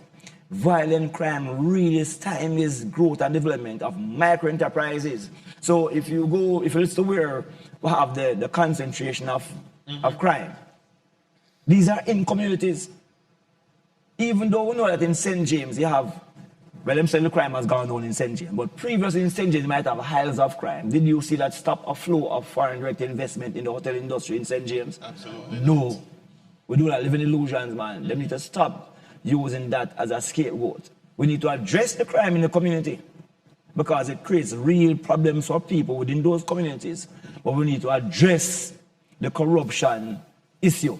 So even though crime is down, as the people are all right, do we still have the problems with corruption in big businesses? The answer is yes. As a matter of fact, it is very evident, especially in infrastructure development, which is why it is a major problem. Because infrastructure development requires significant amount of expenditure. When the work is not done properly, it requires the next big expenditure. And somebody said to me in a joke in a way, that the easiest way for a state to thief money is through road development. Why? Because the only way you will know if the road is not done properly without consistent supervision is to dig up the road. And you're not going to do that. Denise, you want to jump in here? Yes. So I'm going to support what Dr. Knife says in terms of violent crimes in the communities and corruption, but I actually want to put a gender lens on crime. Because what happens is when you look at a lot of the small businesses that are maybe started or financed by women, many times the gender-based violence that happens within the relationship then stops the business, which then feeds into financial abuse, because if they are either not, they just walk away, right? Which means they still have the debt, it's still on their credit report, or in some cases they file for bankruptcy. And bankruptcy by MSMEs is something we don't talk about. Many MSMEs do not check their credit report because they're ashamed. Oh, my partner made my life horrible, I walked away. Or I wanted to give the business to my child and it didn't work out, you know? So there is the macro level crime, which is corruption and community-based violence. But there's also the micro, human, one-to-one, financial abuse, you know, domestic violence. This also is not spoken about in the context of small businesses. May I make an additional point? The micro enterprises are affected directly by the violent crimes. When you hear something about extortion, which will now creep into people who deal with small businesses, yes, because the man who's in the extortion is not just extorting a man now. You can't go and extort the man who owns a shop, etc. They might start look at somebody who owns a wholesale, etc. in the town area. I'm going to tell you that anybody who is involved in extortion is closely associated with people in politics, in particular councillors or MPs. And I'm telling you, it might be a direct relationship, it might also be a family relationship. Let me tell you what I mean. Many youths who become what you call, quote unquote, a dan in a community. His mother or grandmother would have been like an area leader in a particular community and is associated with a political party. Go and check these things out for yourself. So you'll find that the ones who have the connection with those who are in decision-making positions are more brazen to extort people with certain established businesses because they know you have some kind of connection that if you do get in trouble, it can be addressed. Yeah, we're talking about some earth-shattering, groundbreaking social issues now, but I want to press pause right there on the conversation while I share some information that we're receiving from our reporter, Rachel, who is on the ground at the EOJ, and we can now confirm a victory for Andrew Morris of the JLP in St. Elizabeth Northwestern. So that's a victory for Andrew Morris, JLP candidate in St. Elizabeth Northwestern. Also, PMP's Peter Bunting has been re-elected in Manchester Southern, winning 52% of the votes. Now also, so far, what we're hearing from EOJ and what Rachel is sharing with us is that overall 55% of the election boxes have already been counted. So that's a win for Mr. Peter Bunting in Manchester and a win for Andrew Morris of the JLP in St. Elizabeth Northwestern. All right, so we're keeping our pulse on the numbers. I'm hearing something from control. Yes, the Finance Minister, Favour Williams, we're hearing from St. Andrew Eastern has also won her seat. 51% of the votes. And Patricia Duncan Sutherland got 48%, so still close in that constituency. But as we continue our discussion here on social issues, I wanted to bring in our economists, right?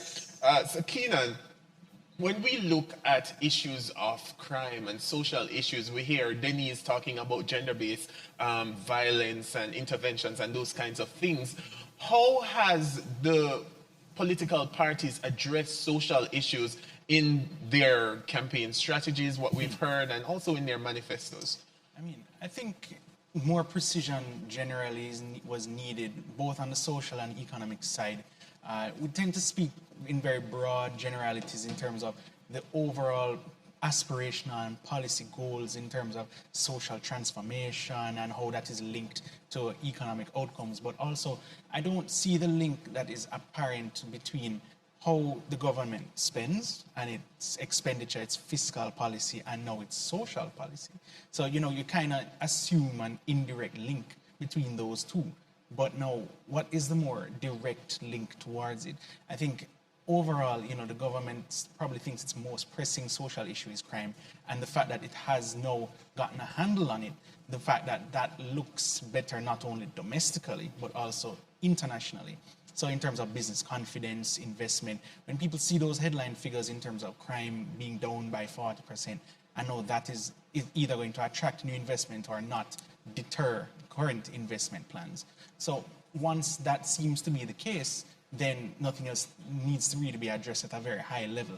But that should not be the case. You know, at the very micro level, what happens in the communities, are they invested in? And all the other social issues that go on. It's not just because nobody speaks about crime in this election or in these debates why social issues no longer matter. That shouldn't be the case. Dr. Naif, I see you smiling over there. Let me show you something. You see, again, this country here, not serious about that thing.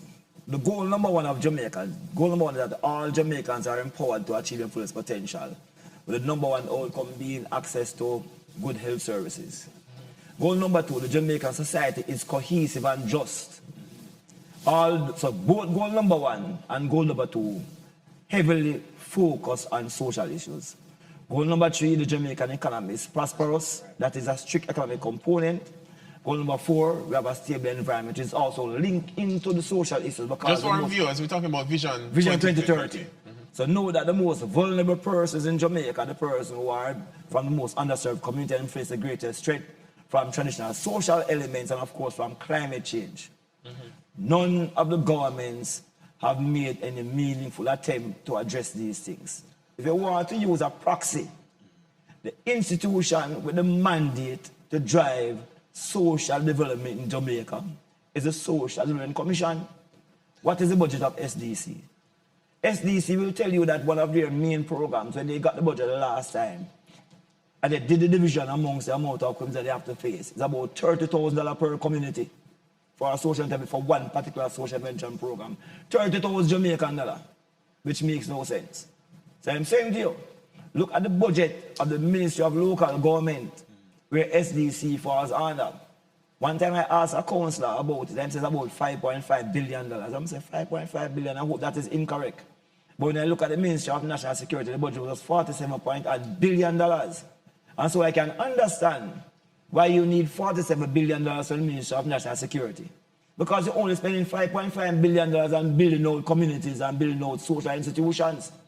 Then you understand that if you improve the quality of lives of people, which is not just about economics, it is that bottom line about social imperatives, cultural imperatives, environmental imperatives. If you address those things, the potential for crime will also decrease. Note, we're not saying you must address one without the other. It has to be something that is being done concurrently. Because you can't address social issues and people still hungry. Because you have a good social structure, yes, but we don't have no work. So it's not a trade-off. You don't want a trade-off. There's a trade-off between economics and social. If you look at the global level, remember, you know, the SDGs, the first 6 components, zero hunger, zero poverty, access to clean water and sanitation, gender equity, all of those elements are social-related issues. Out of COP, the things about what I call ESG, environmental, social, and governance issues. Everything speaks to those things. Where do we prioritize this in the Jamaican landscape? We don't prioritize it. But one particular party in their manifesto would have talked about investing more in renewable energy and improving literacy. Wouldn't that be a starting step, so to speak? People can't always start, man. It's a long time where I start. So we can start with a long time. There's no starting step. I am looking at what your budgetary allocation is. Okay. So it will settle. All right. We know that the highest of poverty will be quintile 5, and that is what? In a rural community with a household headed by a single mother. That person is also, as mentioned before, more vulnerable to climate change issues. ADPEM have adequate budget. Does ADPEM have adequate budget? The people are most of them like persons with disabilities, a big component of social issue. Can ADPEM adequately provide for those persons during a time of climate hazard? So all these things, noting is that an absence of institutions, you know. So be clear what I'm saying. I'm not questioning the competence or the skill set of the people within the institutions. Are you saying that's a rollout? Is a rollout? That's a rollout. The people in Parliament are clueless about what needs to be done and do not make the right allocation of resources. So, Dr. Knife, what then do we do? Is it that we're not keeping our government or politicians accountable? And if not, how do we keep them accountable? The accountability is crucial. We know sometimes the solution is simple to allow the people who work in these organizations to do their work without the interference of government. Because these people know in many occasions where to get the funding support. The technocrats. Exactly. But it's peer impediments by members in parliaments who think they have a monopoly on knowledge. And sometimes their intervention, their interference disrupt the process flow of the person. So they will know. I will be in ADPEM and say, okay, based on our data, let us concentrate our work in this part of the island. Yeah. Yes? Now what the minister will say, okay, we're going to concentrate our work in this part of the island, but we're not going to start where the engineers say we should start. We're going to start at this point. Noting that shifting the focus from that part of the island, you know, but the starting point creates a problem and throws out the entire program. I was using that as a way to show you how persons who do not know what to do can influence a process, undermines the persons who have the skills and the competence to do it. And at the end of the day, we're not seeing that minister again, you know. So we now start to complain about ADPEM not doing their work. and they're not doing their work, not knowing that if you allow those persons to do their work, things have been very different. So, Denise, would you say then, based on what we've just heard from Dr. Knife, that the disconnect that we're seeing between this economic growth that the current administration says we are experiencing, but the people are saying that they're not feeling it in their pocket, do you believe that is a result of the spend that we're seeing on social issues, as we heard economist Keenan Faulkner address earlier? I don't think it's so straightforward. I think it's a mixed bag of why people would say they don't feel, that they're growing. But if we take it to the MSME sector, MSMEs are expected to have a business plan that allows them to hire more people, open more locations physically, open up on the digital platform to serve the entire globe. This is what, when you go for funding, whether grant funding or your bank fund, this is what they're asking you. And the majority of MSMEs want somebody to help them to execute. They actually need a project manager. They need a compliance officer, and they need a project manager to implement, and then they need a finance officer to negotiate with them. And it's just one person, or maybe a family, And so that frustration with the established process that was really established for corporates. And not necessarily And not SMEs. necessarily for MN, right. It's a corporate environment, a corporate ecosystem that you're trying to squeeze and push the MSMEs in. Well, of course they're going to feel like there's nothing for me and I'm not growing when the banker is asking me, so how many more people am I going to hire when I get this funding? And many times the funding you're looking for is to stop a gap. It's not to scale. And so it becomes this hamster wheel. You're just going on this cycle. And so instead of the growth that you want, you're hampered by systems that are really for much larger companies. What do you think is the best way forward then? Better training. Allocation of training that looks at, in order for you, so for example, there are programs that say they will fund gaps in the MSME business, whether it's marketing, business development, project management, whatever. But in order to get funding for the gaps, you have to show them that you understand the entire ecosystem, as opposed to training to understand the ecosystem. You are assumed that you already know. Yeah, And you have to start and then bucket two and then learn and bucket two again. But many small businesses don't know everything. Yeah. But the presumption is they know everything. Yeah, and so I am saying, and the Small Business Association has been advocating for training that looks at some key areas. Revenue growth, which is also business development, the leadership and team building, but we're not just talking about a sort of generic leadership, but we're talking about in action, how to hire, how to afford So then, who you're hiring. Yes. I want to hear more about the proposals being put forward by the SBAJ, but we have to go to our break, and on the other side of the break, Keenan won't be with us. Okay. So I'm going to ask Keenan just to share with us your final thoughts before we let you go. I think, whichever political party does end up winning this election, they have to send the right signals, not just economically, but socially, in order to sort of make that link between the two of them clearer. We speak about the macroeconomic fundamentals. They're all in the right place. How does that now translate to the rest of the population? Or how do you do more of that transmission and make it more efficient? Because, what is the point of having all of that without, benefiting the majority of the population? Thank you so much, Keenan Faulkner, there, our in-house economist, for joining us on the panel tonight for Business at the Ballot, Jamaica Decides 2025. When we come back, we continue the discussion. Stay with us.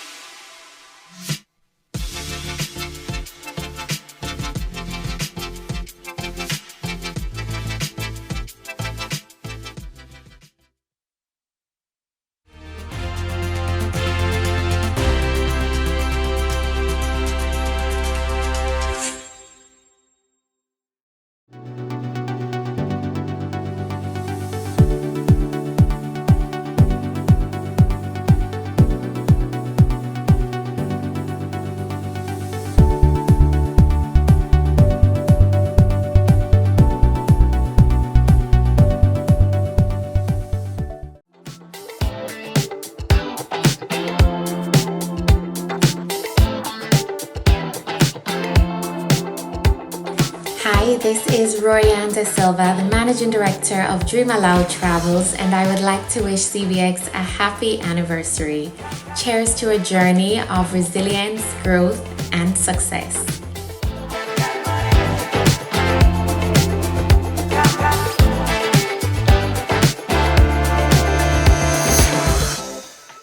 Whether you're exploring Jamaica or handling local business, you deserve a transportation service that matches your need. Count on Island Car Rentals. We're an international award-winning company setting the standard for ground transportation in Jamaica. For 50 years, Island Car Rentals has been your trusted brand for renting quality vehicles. But we're more than just a car rental company. Need an airport transfer? No matter the hour, we'll get you there safely and on time. Looking for private transfer or chauffeur services? Elevate your experience with exceptional style. And if adventure requires you to travel far, no matter the number, large or small, we're here to take you anywhere. Call today and make Island Car Rentals your next travel partner, because Island people take better care of you.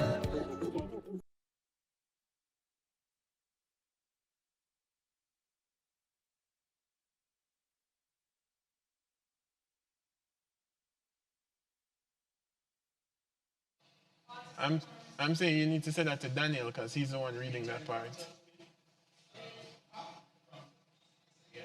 Oh, Daniel, they're saying they're not going to start with Faval Williams' constituency. They're going to start with Julian.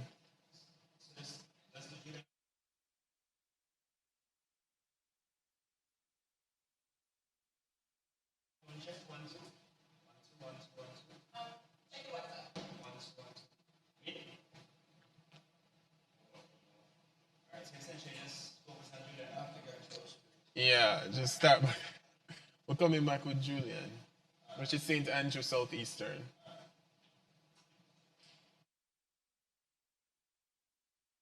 On her seat, and we, and then jump into Julian.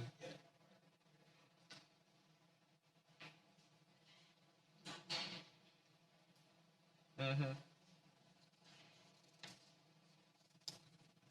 Just edit some stuff here.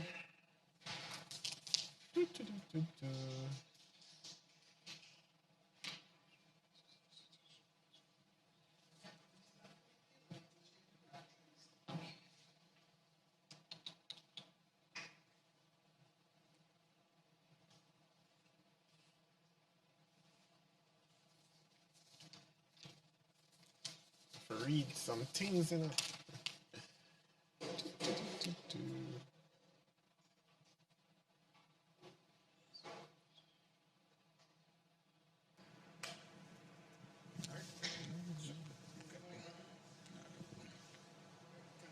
Yeah, microphone check. We'll start with finance.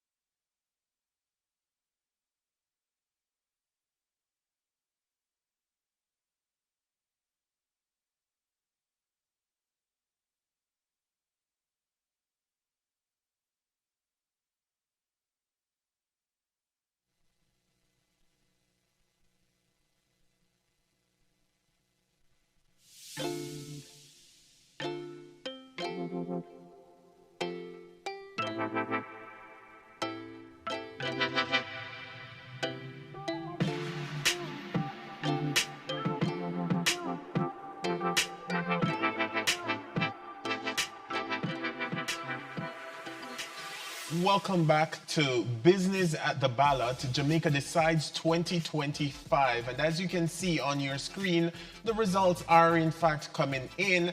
And I'm seeing a fairly even sort of balance map so far. Daniel, do you want to, where do you want to start? Where do we start? I'll start with finance, right? So the PNP's Gillian Robinson won the St. Andrew Southeastern seat with 5,418 votes, defeating the JLP's Kevin Frith, who received 3,173 votes.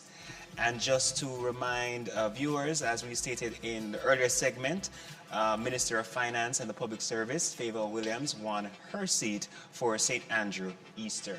Yes, Daniel. Now, this seat, the seat, that's the St. Andrew Southeastern seat, is significant because of the control of finance directly impacts fiscal policy, debt management, and investor confidence. Now, that means tonight we're not only watching the balance of power, but also who Jamaicans trust to manage the nation's budget. So let's move on to education. We were talking about it a little bit earlier, but what are we seeing for education? So we zero in on Northwest St. Catherine, where PNP Vice President and opposition spokesman on education, Damon Crawford, has been officially nominated, right? Mm-hmm. And so we await to see what the results would say from that as well. So we want to zoom in here on Northwest St. Catherine. Mm-hmm. Northwest St. Catherine. Are we seeing that? Yeah, I'm seeing it. I'm seeing that Damon Crawford so far has 3,072, while Newton Amos has 2,600, and is that 85 or 65? 65 seats. Yeah, so education spending and youth employment, Daniel, as you know, were major flashpoints in the debates, and this constituency could signal voter sentiment on those issues, right? So next, we want to get to the heart of tourism. St. James Northwestern.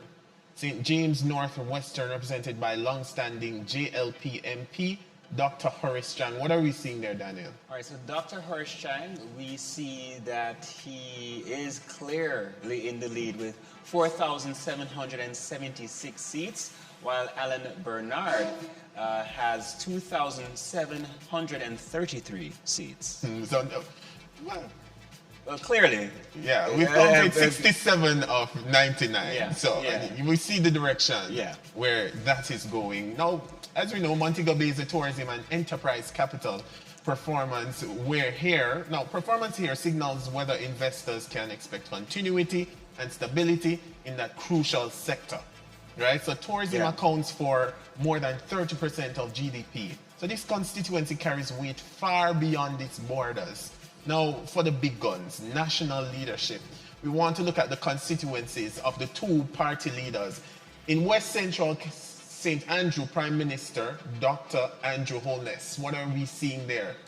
That's West Central St. Andrew. All right, so I'm seeing that Dr. Holness is in the lead with 4,227 seats, and Paul Buchanan has 3,935 seats, and that has been 65 of the 105 counted so far. How about St. Andrews South, where the opposition leader Mark Golding of the PNP is on the same mission? All right, Andrew, so I am seeing for St. Andrew Southern, Mark Golding is leading, clear lead of 8,822 seats, while Carlton Allen has 1,049, and that's 41 of 86. So, Daniel, the numbers, it's getting down to crunch time now. It's getting down to crunch time, and that has direct implications for investor confidence. Again, not just in those constituencies, but across Jamaica's economy. We've tracked finance, Daniel. We've tracked education, tourism. Mm-hmm. We've looked at the leadership races, and already the economic storylines are clear.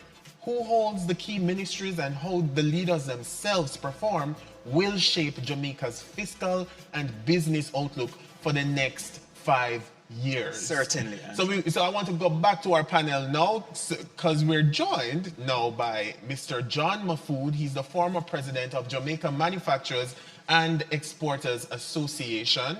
And we still have with us Dr. Kademawe Knife, lecturer and researcher at the Mona School of Business and Management, and of course the lady, Denise Williams, second vice president of the Small Business Association of Jamaica. Just before we delve back into the discussion, the numbers that we're seeing, what are your Denise, thoughts? What are your thoughts?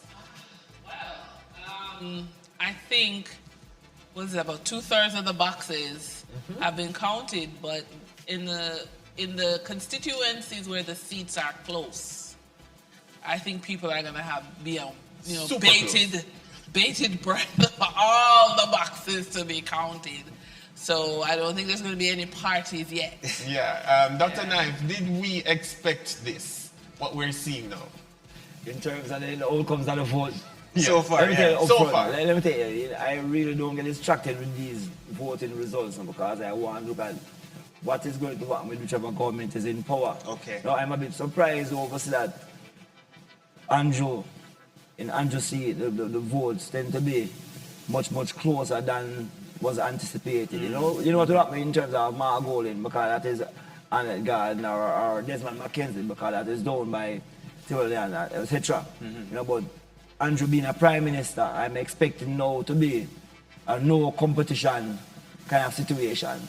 It was Clear also, leader. it was also a bit surprising to see the narrowness in terms of the gap between Favour and Patricia, because in truth and in fact, because Favour is a minister of finance, and so see that Patricia gets so much vote in that area, it's a bit surprising. But those are the two things that I think stand out in my mind. Why is that the Prime Minister and the Minister of Finance, which are probably the two key offices, Because the finance ministry is enshrined in Constitution, I believe. Yeah. You have to ever see it. Yeah. All right, so I want to bring in Mr. Mahfood here. Mr. Mahfood, we've seen the numbers that we just discussed. In terms of the confidence from your members, right, from the business community confidence, right, where is that now from both party sides, you'd say? In terms of the JMA's view of right. So when you both talk parties, about manufacturing and exporting, I would say that what is really important to businesses is stability.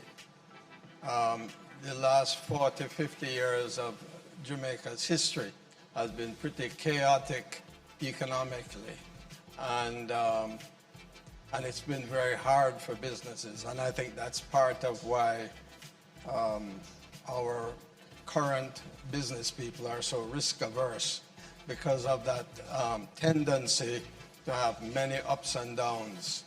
However, I would say that certainly in the last 10 years, we have seen stability in our economy that other than COVID, which was outside the control of our politicians and the country itself, has been very stable.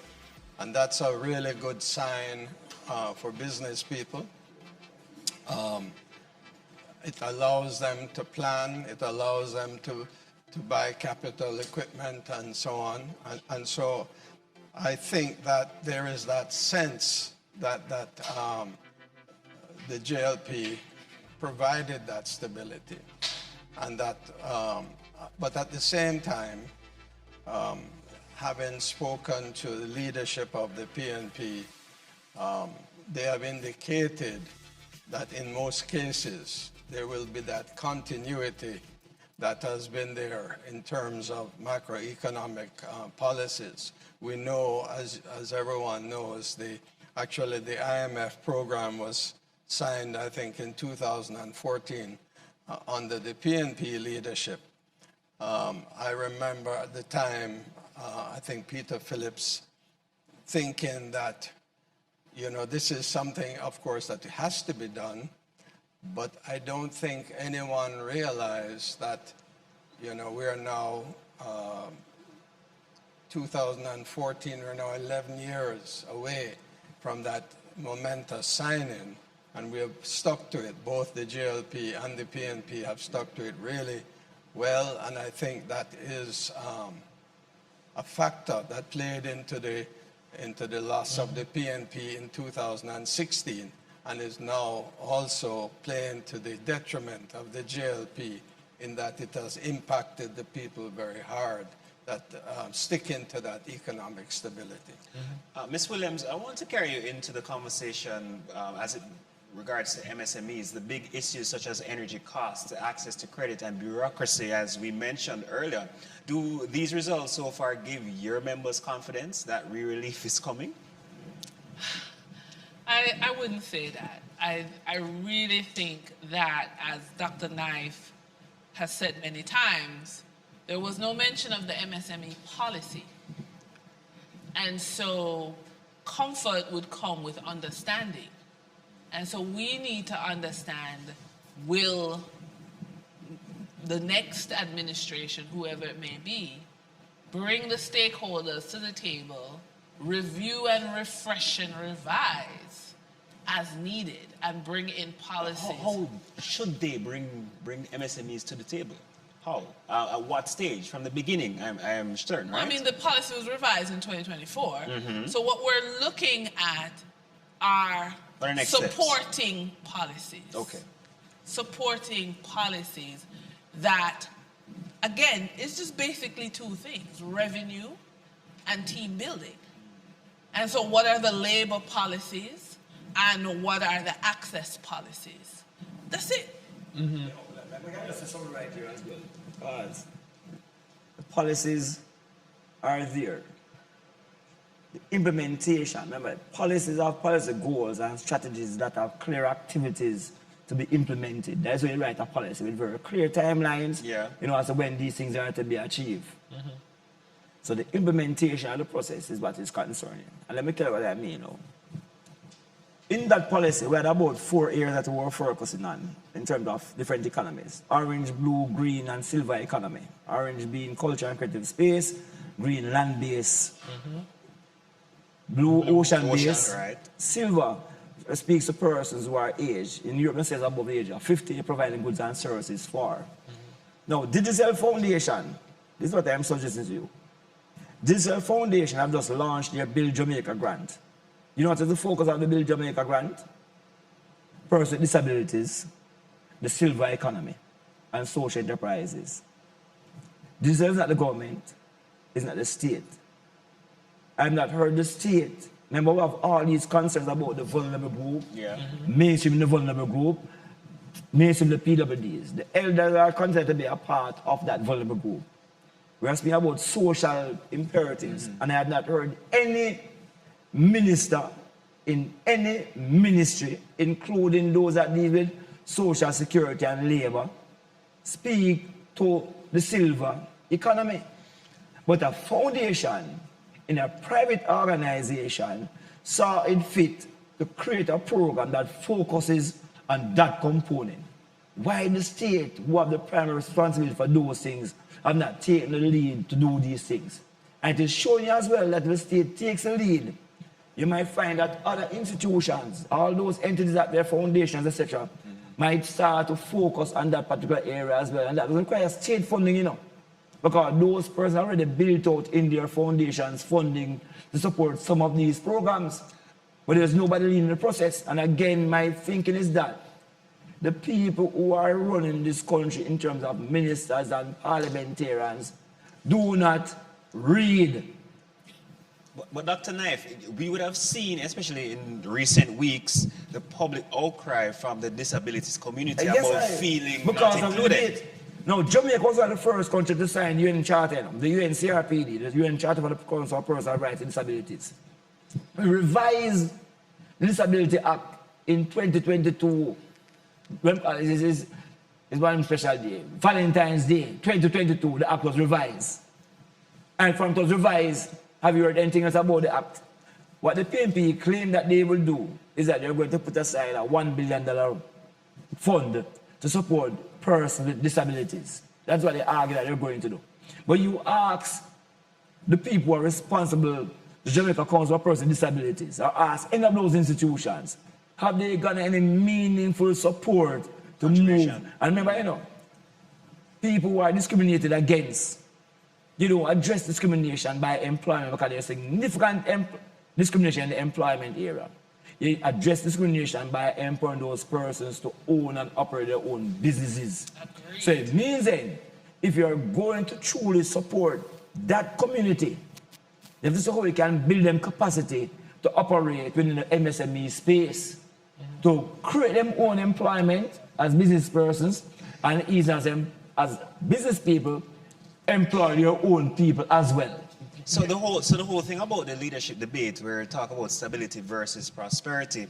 Prosperity for the disabilities community would mean proper policies that would include them. Prosperity for them to like. I'm a mother of a child with special needs. Yeah. Okay. And so, I mean, I don't even. There have been nothing. My son is 15 tomorrow. Okay, we do after high school when he's 21. What is that? Let me show you something of this. Nothing. It's what we learn on campus. You is a very beautiful space. As a matter of fact, my experience has been one where we started this whole thing of persons with disabilities through Floyd Morris. Ray Charles was his name on the block. I have a host of programs that have been built out around him. Now I have a concern about what we'll learn is that persons who are disabled, they tend to master the use of the technology quite quickly. Yes. So we build that program around. Now there's a concern for me about what we call digital literacy, digital poverty.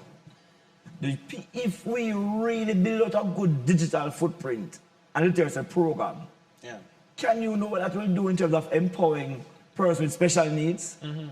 So note, we need to build out digital literacy across the entire MSME sector. What I'm saying by just putting in place that kind of platform which supports those who are fully able as well as those who are not so able.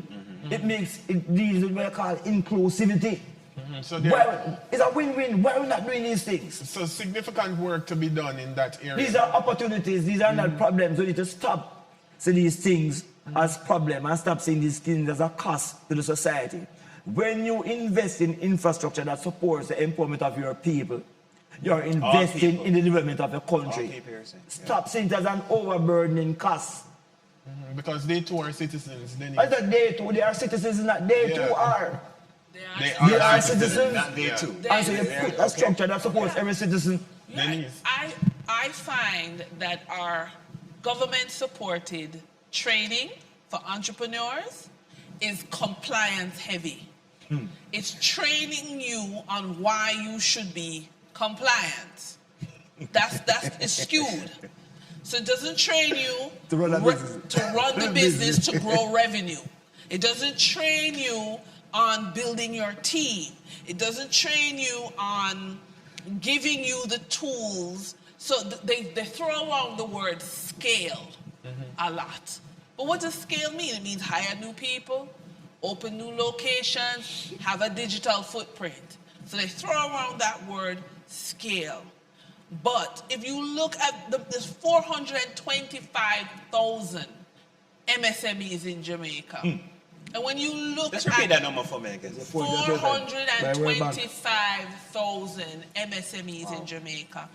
And so that word scale is thrown at them like you wake up in the morning, you just know what it means to scale. And so when you look at entrepreneurship as a solution, because you're not creating meaningful jobs. No. Right? So that is, entrepreneurship is almost like the backhanded way to say I'm giving you the opportunity to kind of create the job you want, because I'm not creating jobs that's going to give you the lifestyle that you want.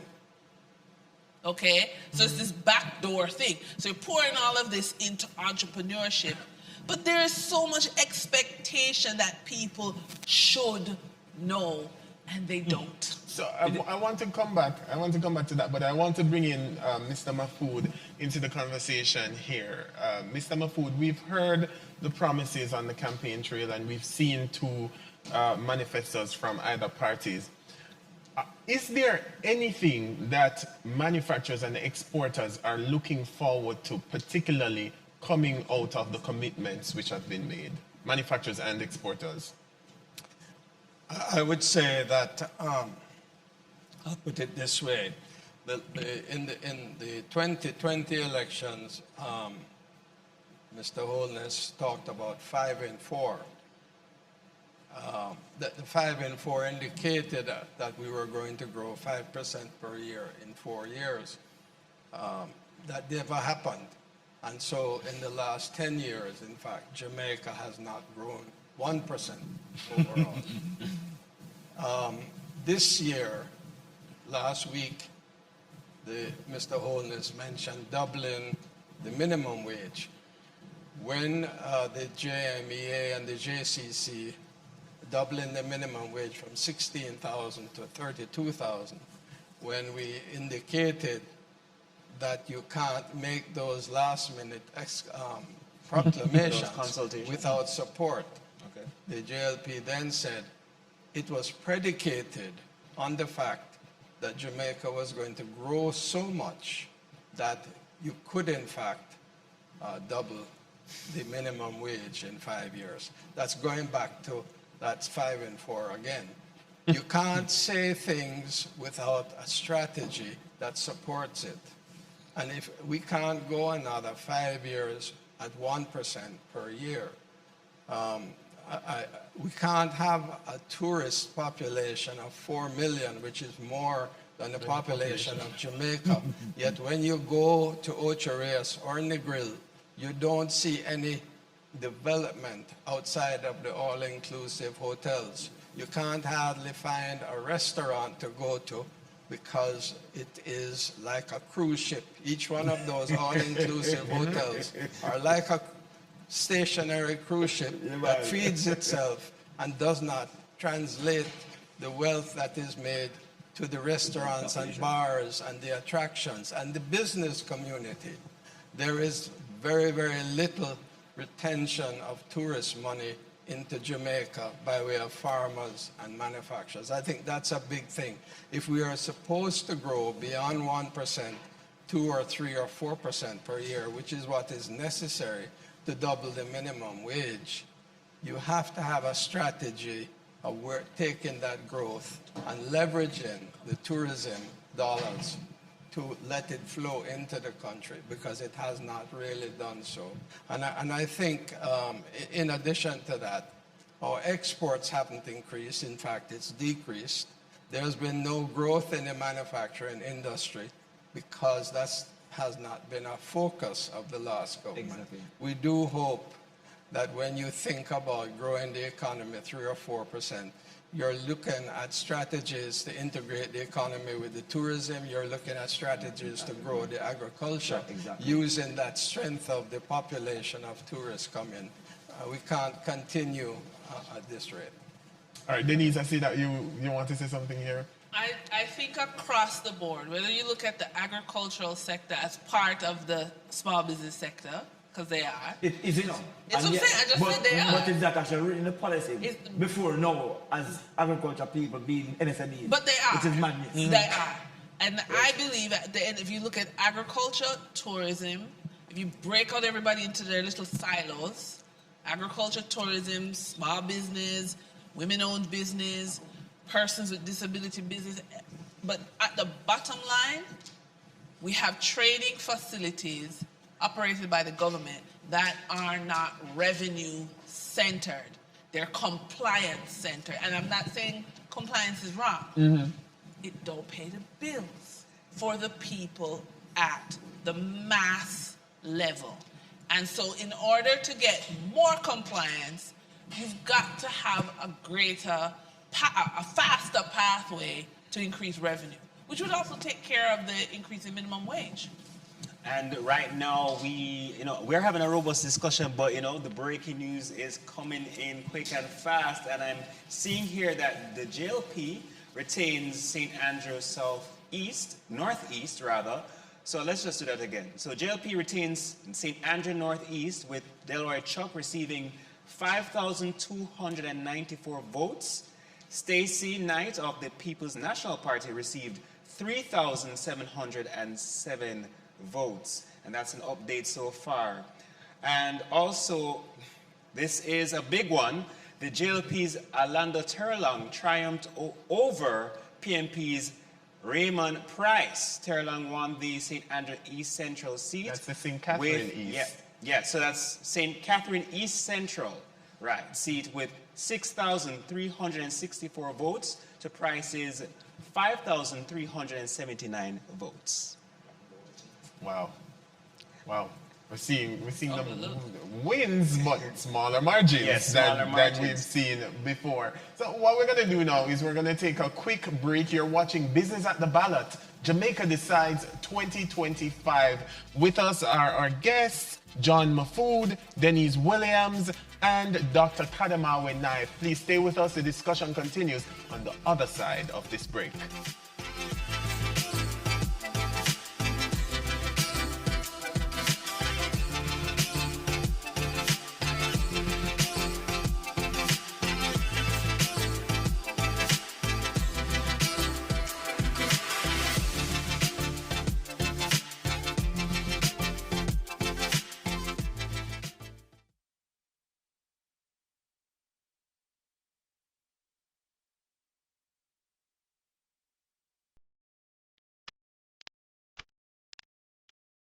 Mikey, is what sweet you saw? Yeah, dear babes. Where's the Cathy? Can you go party tonight? Party? You secure your future yet? Careless.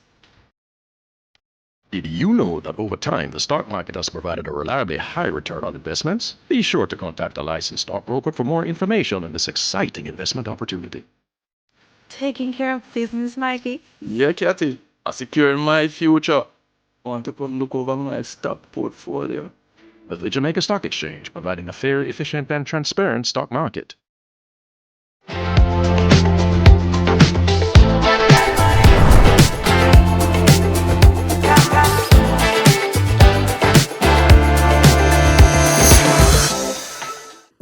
Polls are now closed and the ballots are being counted.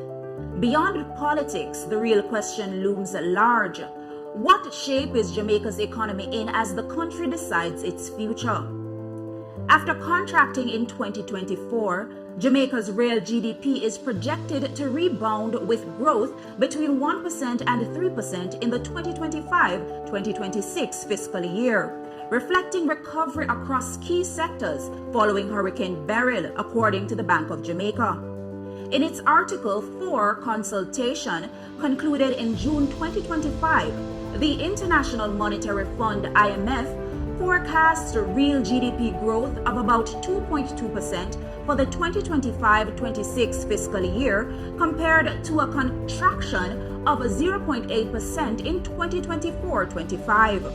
And from the World Bank's Global Economic Prospects for Latin America and the Caribbean for June 2025, Jamaica's growth is projected to average 1.7% over 2025 to 2027, supported primarily by rebuilding and recovery initiatives.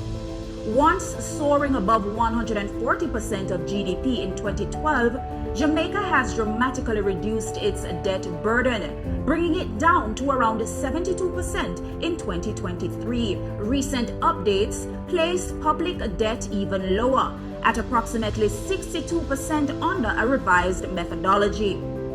Inflation, a pressing concern, has eased. As of July 2025, headline inflation stood at 3.3%, according to the Statistical Institute of Jamaica Statin, below the Bank of Jamaica's 4 to 6% target range. Core inflation is around 4.3%. Unemployment is reported to be at a historic low. As of April 2025, the unemployment rate was just 3.3%, the lowest on record. And the Jamaica Stock Exchange, JSE, was a vital pillar of the economy heading into the 2025 general election, with strong trading activity and daily turnover continuing to surpass pre-pandemic levels. Growth stabilization, a slimmer debt load, tempered inflation, and record low unemployment. These are more than numbers tonight. They are the economic undercurrents behind every vote. As ballots are counted, they remind us that policy, not just politics, will shape Jamaica's next chapter.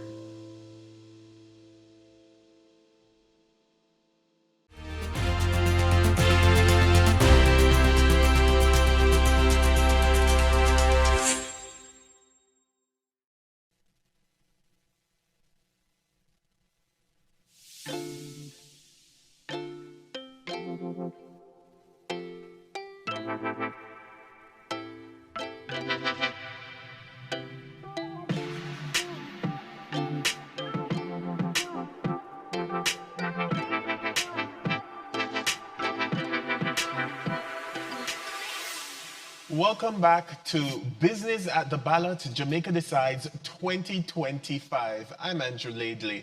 Now, what you're seeing on your screen is a live map of of the votes being counted. This is what the map looks like now.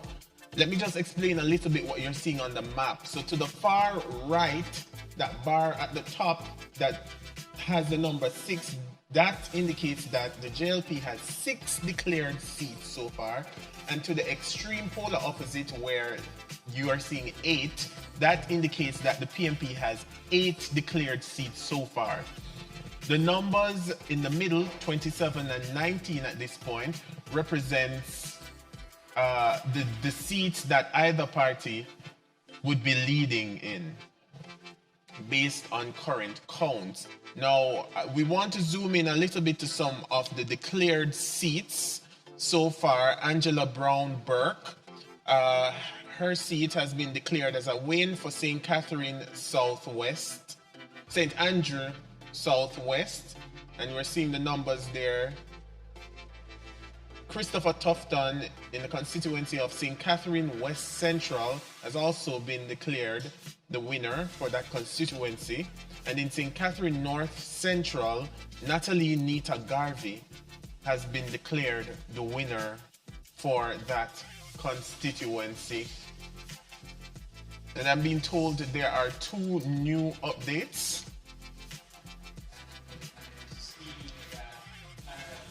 Western Richard Azan is leading, slim lead so far, by 6,989 seats. And that we can call that one. That one has been declared. It's been declared? Essentially, yes. Okay. Well, it was a tight one. Yeah. Very tight one. All right, so we want to get back into our discussion as we continue to monitor the votes as they come in here on Business at the Ballot. We still have with us Mr. John Mafood. We are rejoined by Dr. It was so good we had to have her back. So good that we had to have her back. Dr. Caroline Hyde, CEO of Etalon Global Solutions Limited. And of course, we still have Dr. Knife with us from the university. Okay, so as we see the numbers coming in, I wonder what's going through the minds of our panelist, Danielle. Yeah. I want to start with you, Dr. Hale, as you've just rejoined us. What's going through my mind? Yes. Well, I mean, it's interesting. Some of these seats, we expected them to go the way they have gone. I don't think there's any surprise yet. It's still early because some of them have less than 50% of the votes have been counted. It's going to be tight, which I'm comfortable with if it's tight. Because that way, we keep people in check. Yeah. And maybe this time we can get what the country wants. And I go back again to my whole thing, my hobby horse, constitutional reform. So now they'll have to listen. Democracy at its finest. Mr. Mafood, what say you? Certainly leading up to the elections, I think most people would not have known what the results would have been, except we would know that it was going to be close. The fact is that for 5-6 years, the people of Jamaica have had a very, very tough time. While the employment rate the unemployment rate is very low, we know that in post-pandemic inflation was very high. It ate into the buying power of people, and the economy has been stagnant. And so I think what you're seeing here is a reflection of the fact that people, a lot of people are saying, yes, the GLP was kept the economy stable and we made it through, but I'm really finding it hard to make a living and to send my kids to school and to buy the things I need to buy at the supermarket. And Dr. Knife, what's your take on it? You know that in economics, usually they argue that increases in GDP or GNP is not necessarily a good indicator of development because it doesn't speak to distribution. And what I'm seeing now is that we need to start think about these macroeconomic variables, whether they are really good indicators of quality of life of person. Now, if you look at what is called the Social Progress Index done by Michael Porter, it is very clear. Them say you can't use these things of GDP and GNP to be indicators. You look at things that the quality of life, access to healthcare, access to state of well-being, all those are tangibles. Exactly. Okay. You know, and so I think the voting is reflecting that. So when Andrew and his team argued that the unemployment rate is about 3.8% and unemployment rate is about 11 or something percent, I question and say, what kind of metrics are we using to determine these things? You know? So I went online and checked and said, what is happening with the countries at the highest unemployment indices? What are their rates like? And it's surprising to see that Jamaica have better rates than most developed countries in the world in terms of the poverty rate and unemployment rate. Jamaica's poverty rate is almost equal to the country that have the #1 HDI ranking in the world, which is Switzerland. Wow. So what it says to me then is that the metrics that we are using are not correct, but we are matching them up to international results, which is very, very misleading. So much so that I call a colleague of mine as well, just to clarity, to reassure myself that I'm thinking about this thing here correctly, about the metrics. And I say, yeah, man, Knife, we have been using our own kind of metrics to do these measurements. Then we are trying to say we are comparing it with international things. So the reality on the ground is being reflected in sort of the voting today.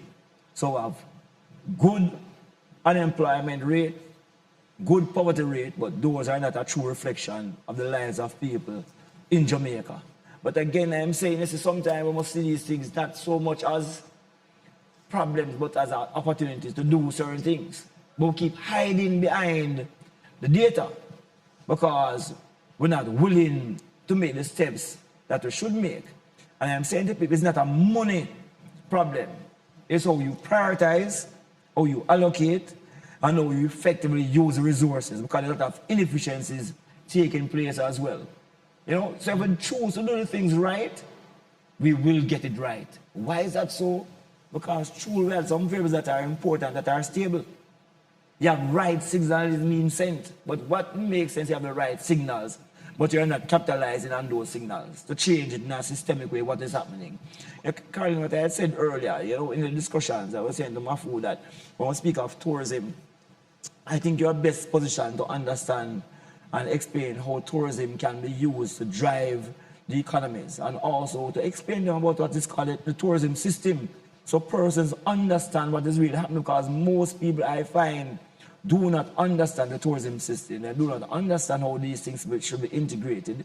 They do not even understand why they have developed the tourism master plan in the late 1990s and the relevance of that thing today to change the economic landscape. But I want to look back on the metric of unemployment. Yes, it's low, but based on what I would have seen, underemployment is also a major concern. Extremely high, man. Extremely high. What we have done with the BPO sector is to cheapen the labor of the Jamaican people. Just as we did in the 1980s, we had cheapened the labor of the Jamaican people for it to be attractive. And that is very dangerous because, again, in the discussions we have in Mafood, it was made clear that if those people who invest in Jamaica could find somewhere that offer cheaper labor, which is in close proximity, they will move. Just as it happened with Mexico during the free zone, etc. Yes? You can't be cheapening your labor, because what it means then is that the rate of return on the investment that you have made in your human resource is becoming negative. So you have a net loss in terms of the investment. So we have to be careful. And so we are using that now for persons with health of underemployment. Yeah. And we are translating that into employment as a good thing. Which means then you have a set of people who are very disappointed because they have spent a lot of time being trained. Yeah. And now the job that they are placed in is not where they want to be. So once they get some kind of opportunity, legal or illegal, depending on the risk averseness, they will take those opportunities. So, Dr. Knife, how do we ratify that then? How do we fix that issue? What are the real suggestions? Yeah. All right, again, my focus is always on two things: entrepreneurship, MSME development. And there are various sectors in which you can actually stimulate growth. Again, I like agriculture because agriculture, not that it's just easy, but it is very dynamic. There's the same tourism program, but you have to diversify. And again, Karen can probably speak to that some more. Manufacturing, look at the seamless link between manufacturing and agriculture. And how do you put in place systems to help people along the entire entrepreneurship process? What I mean by the entrepreneurship process, from the idea generation stage, in terms of what are the opportunities and the concepts, to the implementation stage, how you identify the resources, access the resources, implement and manage. But that requires not just support for direct support to the business person, but more resources for the institutions that are supposed to be providing the services to these places as well. Example, why is that SRC have to be selling formulas to micro enterprises? Why DSL have to be charging putting costs to MSMEs? Because they set a structure where they have their own independent funding source. And they try to be hustling. But that is a cost to a MSME. Why we're not integrating the programs of Heart? Heart have a big entrepreneurship program, probably the biggest program as a tertiary institution in Jamaica. They have funding them want to support these things. So I'm not seeing we're integrating Heart programs into broader MSME development. NHT has something similar as well, where I'm trying to support entrepreneurship. There are so many institutions doing these things who are willing to work. But again, I find the disconnect tends to be at the head of the stream. The head of the stream do not know what they're doing or where they're going. And it suits them best to speak back to the heads of the state institutions, not the MPs now or the ministers. Some of the permanent secretaries. Yeah, speak, not the permanent secretaries so much. Oh, okay. The people who are doing the work. The technocrats. In those institutions. Let them tell you exactly what they think should be done and who they should be doing it. Because they're having these conversations, you know. But the ministers are not having that kind of conversation. So I hear what you're saying, Dr. Naif, but Mr. Mahfood, from a very real and on-the-ground, everyday perspective, right? What do manufacturers and exporters need to get the ball rolling in terms of that kind of progress or development in that area that you want to see? What is it that you need that you don't currently have? Before I answer that, or I try to answer that question, I want to mention something that should be a worry to us all. You know, there is the public sector negotiations now where the government said 0 increase. And I said to myself, when Nigel Clark talked to us about the public sector reform and the massive increase in wages and so on, he indicated to us that it was going to take us to about 13%. The public sector wages would take us to about 13% of GDP. But don't worry, because it will come back down to about not 9%, but about 10 or 11%. But what has happened, and that was predicated on the fact that the economy was actually going to grow and that there was going to be a reform of the public sector. So unfortunately, we have things like the Ministry of Education that has 7,000 bureaucrats and admin staff and don't use computers because everything is by paper. So the reform hasn't really taken place and the economy hasn't grown. So now the government is in a box where they can't increase salaries again, and we're now going to go back to having public sector workers that are underpaid, and that you can't increase salaries because you have locked yourself into saying I cannot take the public sector costs any higher as a percentage of the GDP. You've got to get the GDP to grow. As far as the manufacturing sector is concerned, very, very little has been done by the government to help to grow the sector. We know that the Jamaican economy is too small at this point to really allow the manufacturing sector to grow. So it has to export. We talk about the CARICOM Free Trade Association of 50 years, but yet we can't get exports to the Caribbean. And the government has not put in place any incentives other than to say we have a free trade agreement, but what is in there for Barbados to import from Jamaica? Right now, there's no incentive. There's no incentive or assistance to small Jamaican manufacturers to go and travel to the Caribbean to go and sell their goods, to send their samples. So there has to be done, more has to be done to help small manufacturers to go into the export market. There has to be incentives, whether it is tax, no tax on profits earned abroad. But they have to now stop just saying you have to export. They have to find out what it's going to take for the Jamaican manufacturers to export. I always say to government officials, well, I say it to other people, not the government.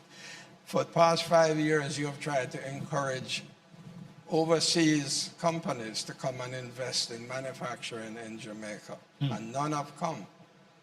None have come.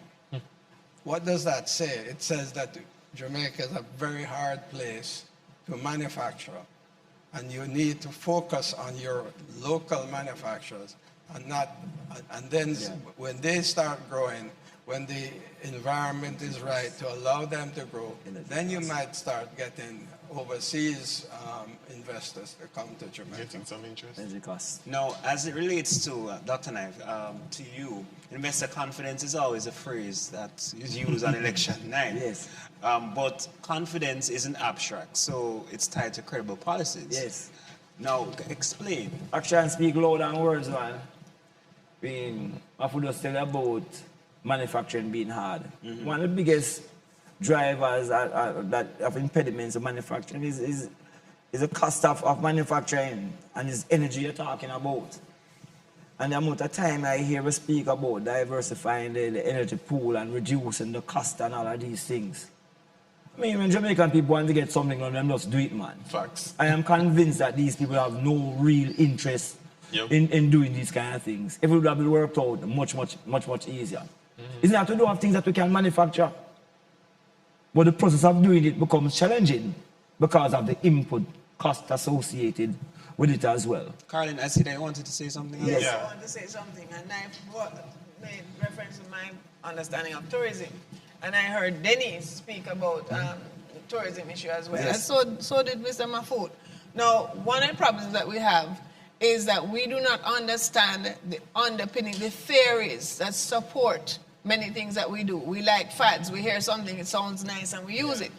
Tourism, Denise spoke about France and their foods, their wines, their cheeses. Tourism in other parts of the world have a dedicated purpose. In the Caribbean, the purpose of tourism has never been defined.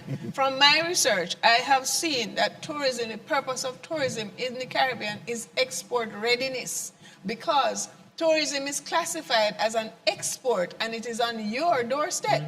If you can put in these incentives and integrate the policies so that the manufacturers can produce for the tourism sector in Jamaica and perfect what they have to do, it automatically opens doors for them and allows the FDIs that are here to see where they can embed, because they are integrated now, so they buy from within. But if they can see where we have the quality of goods that fits into their model, they'll buy them.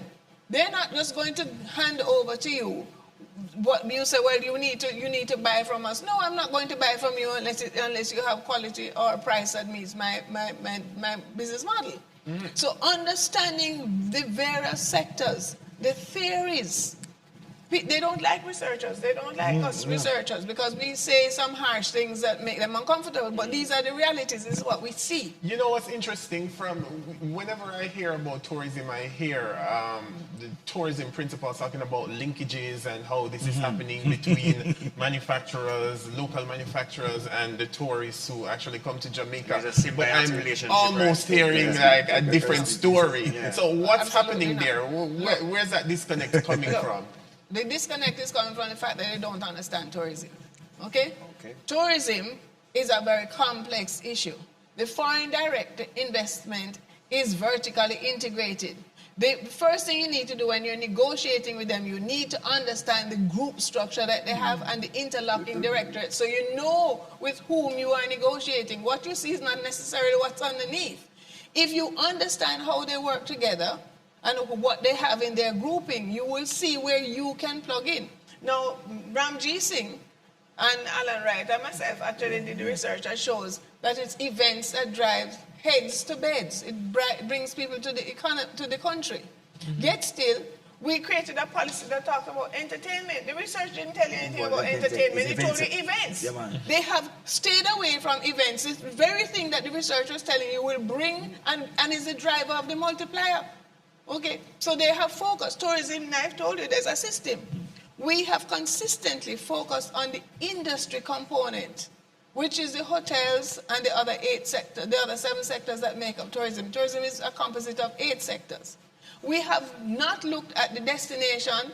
We haven't looked at the transit routes. We haven't looked at the generating market where the policies are driven and where the real deals are made. They don't understand any of that. All they keep looking at is hotels. Hotels are a very small portion of the entire tourism system. Understand what it is you're dealing with, and then you'll know how to move. Well, why is that, Dr. Knife? Is that why? You must be ask Carlin. Carlin is the expert in the tourism system. That is her thesis. She can explain. And right. In reality, one simple answer, then those the people who know, including someone like a Dr. Hale. You know, so I say, Carlin can explain these things. I've been explaining these things to the government for decades. Look, for decades. You take, just a minute. Yeah. In 2004, yes. Professor Clayton and I were doing a piece of research, the impact of trade liberalization on the tourism and environment. Put the HDI and the arrivals beside each other. Nothing else you have to do, just line them up beside each other. What you see? Inverse relationship. The higher you go with arrivals, the lower you go on the HDI, which is the point you were making about the measurements that we're using. We're not understanding the theory, the underpinnings of things. If you understand, I believe in first generation analysis, you know. How does this thing come together? If I understand the big picture, I understand how to carve it up. I can't just look at one slice and figure out I know the whole thing. Figure out what it is that is out there, how it works elsewhere, and then see where you fit. It is a question of listening to people who do the research. You might like what we say, but at least read it. Somebody been doing the reading. And look at it and say, oh, maybe, just maybe, that's why I'm not getting the results that I've been looking for. Just maybe. And then worse it, let me tell you something. I've heard people gotten titles in the industry about strategies for tourism. No disrespect, those persons are clueless about strategies because they do not even begin to understand the theories. I'm telling you. So you see, you give somebody a role and the person will have the tools and the skill set to carry the role. And you think they're just saying A, B, or C, which something is obvious is a strategy. That is not a strategy. If we have robust strategies, when you have certain situations like a shock, like a COVID, the persons who are part of the tourism industry would not have been hit as hard as they have been hit because they have anticipated that shocks do occur. Not only that, we were telling them from 10 years before that with climate change, we were going to have an increase in vector-borne diseases and other diseases. They did not listen. Sorry. Let me give you a simple example, practical example. TUI. It was the largest tour operator in the world. From Germany. So from Germany. It's a German-operated company. Okay. Yes. They used to own Thomas Cook, the largest tour operator in the world. They've gone on now to Expedia and the rest of them are online stuff. They own 256 planes, charter planes, okay? Sunwing and all of them are part of that group, okay? Then they come on the ground, and you have ground transportation with a big sign Thomas Cook written on it. They don't have Thomas Cook anymore, but they had it. They had 51% of Riu. We owned it. It wasn't a Spanish property. It was a German property. They now sold it back to the Spanish company. But if you understood that, you wouldn't be saying, so why we can't sell him this and why we can't sell him that? You can't sell it to them because they buy from within. They're a business. Mr. Mahfoud can tell you if his business is selling an input that he needs, why is he going to buy yours? You see, you have to understand it's a business. What is it you're dealing with? And then figure out the strategy as nice and approach it. No, this begs the broader question then. Do you then think that either party is making a convincing case that to maintain stability and still deliver growth then? Absolutely not. Okay. Absolutely. What's your take, Mr. Mahfoud? Well, what I would say is that going back in time, Jamaican government have looked at initiatives to employ people. And when I say that, I'm going back way in the past when we used to have things called 807 and other initiatives to have people sew products and send it to people in the States until we lost that business to cheaper countries. Then we started to promote BPO. BPO is only employing people. It doesn't do anything. It doesn't bring any capital into the country. It only employs people at the least possible wage that these operators need. It is not a type of business that makes Jamaica wealthy. Then we have the all-inclusive hotels that are foreign-owned. Those, again, all the government wants to do is get more and more foreign-owned foreign operators to build hotels in Jamaica. When they're operating, they don't provide much to Jamaica. They just employ more people. Because all the profits goes overseas. And the profits, generally speaking, go overseas because everything happens within the property. And we're only employing people. Those hotels are not required to provide housing for their staff. Those staff in Ochiras come from St. Mary and far away. Jamaica has to provide the transportation for those staff. They're allowed to bring in everything duty-free. They're allowed to have profits. But yes, you have now done that and you have 4 million people coming. But how is that an integral part of the country? Absolutely. And I think that if we are going to grow, there has to be a strategy beyond just employing people. Thank you so much, Mr. Mahfoud. We want to continue the conversation. We're going to take a quick break, but before we go to the break, I want to just leave you with some numbers. 10 declared seats for the JLP, 16 for the PMP. We continue the discussion on the other side of this break. It's Business at the Ballot. Jamaica Decides 2025. Stay with us.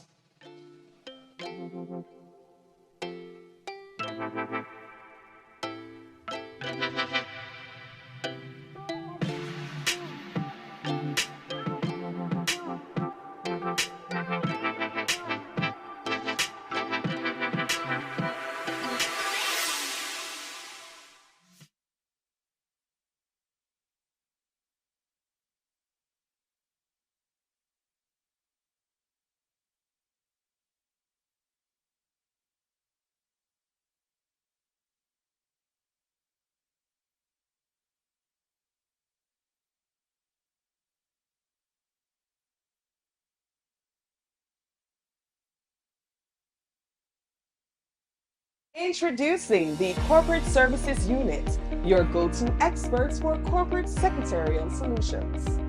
We offer statutory compliance, efficient minute taking, registered office address services, management of board and members meetings, setup and maintenance of corporate registers. Stay ahead with our proactive approach to new regulations. We operate under the Trust and Corporate Service Provider, licensed to the JCSB Trustee Services Limited. We're here to simplify your corporate journey, no matter the size of your company. Contact the Corporate Service Unit today and let's streamline your compliance journey together, because your success is our business.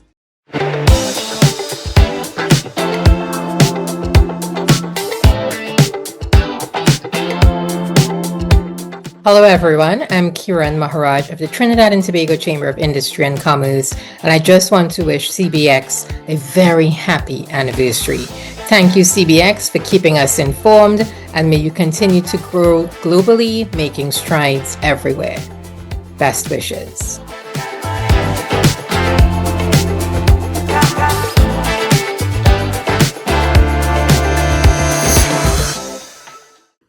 Polls are now closed and the ballots are being counted.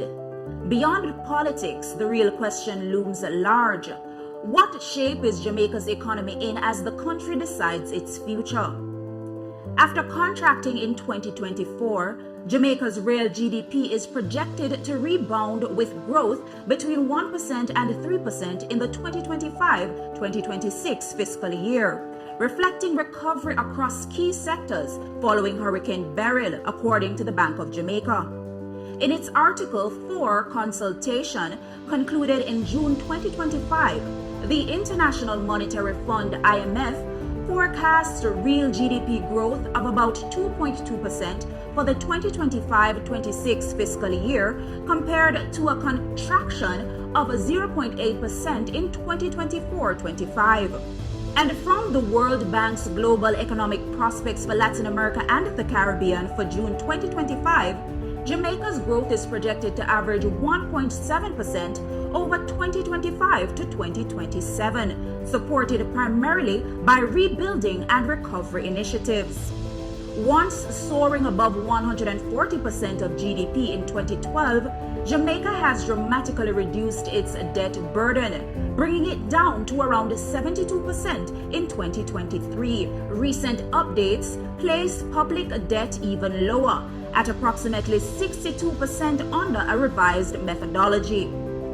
Inflation, a pressing concern, has eased.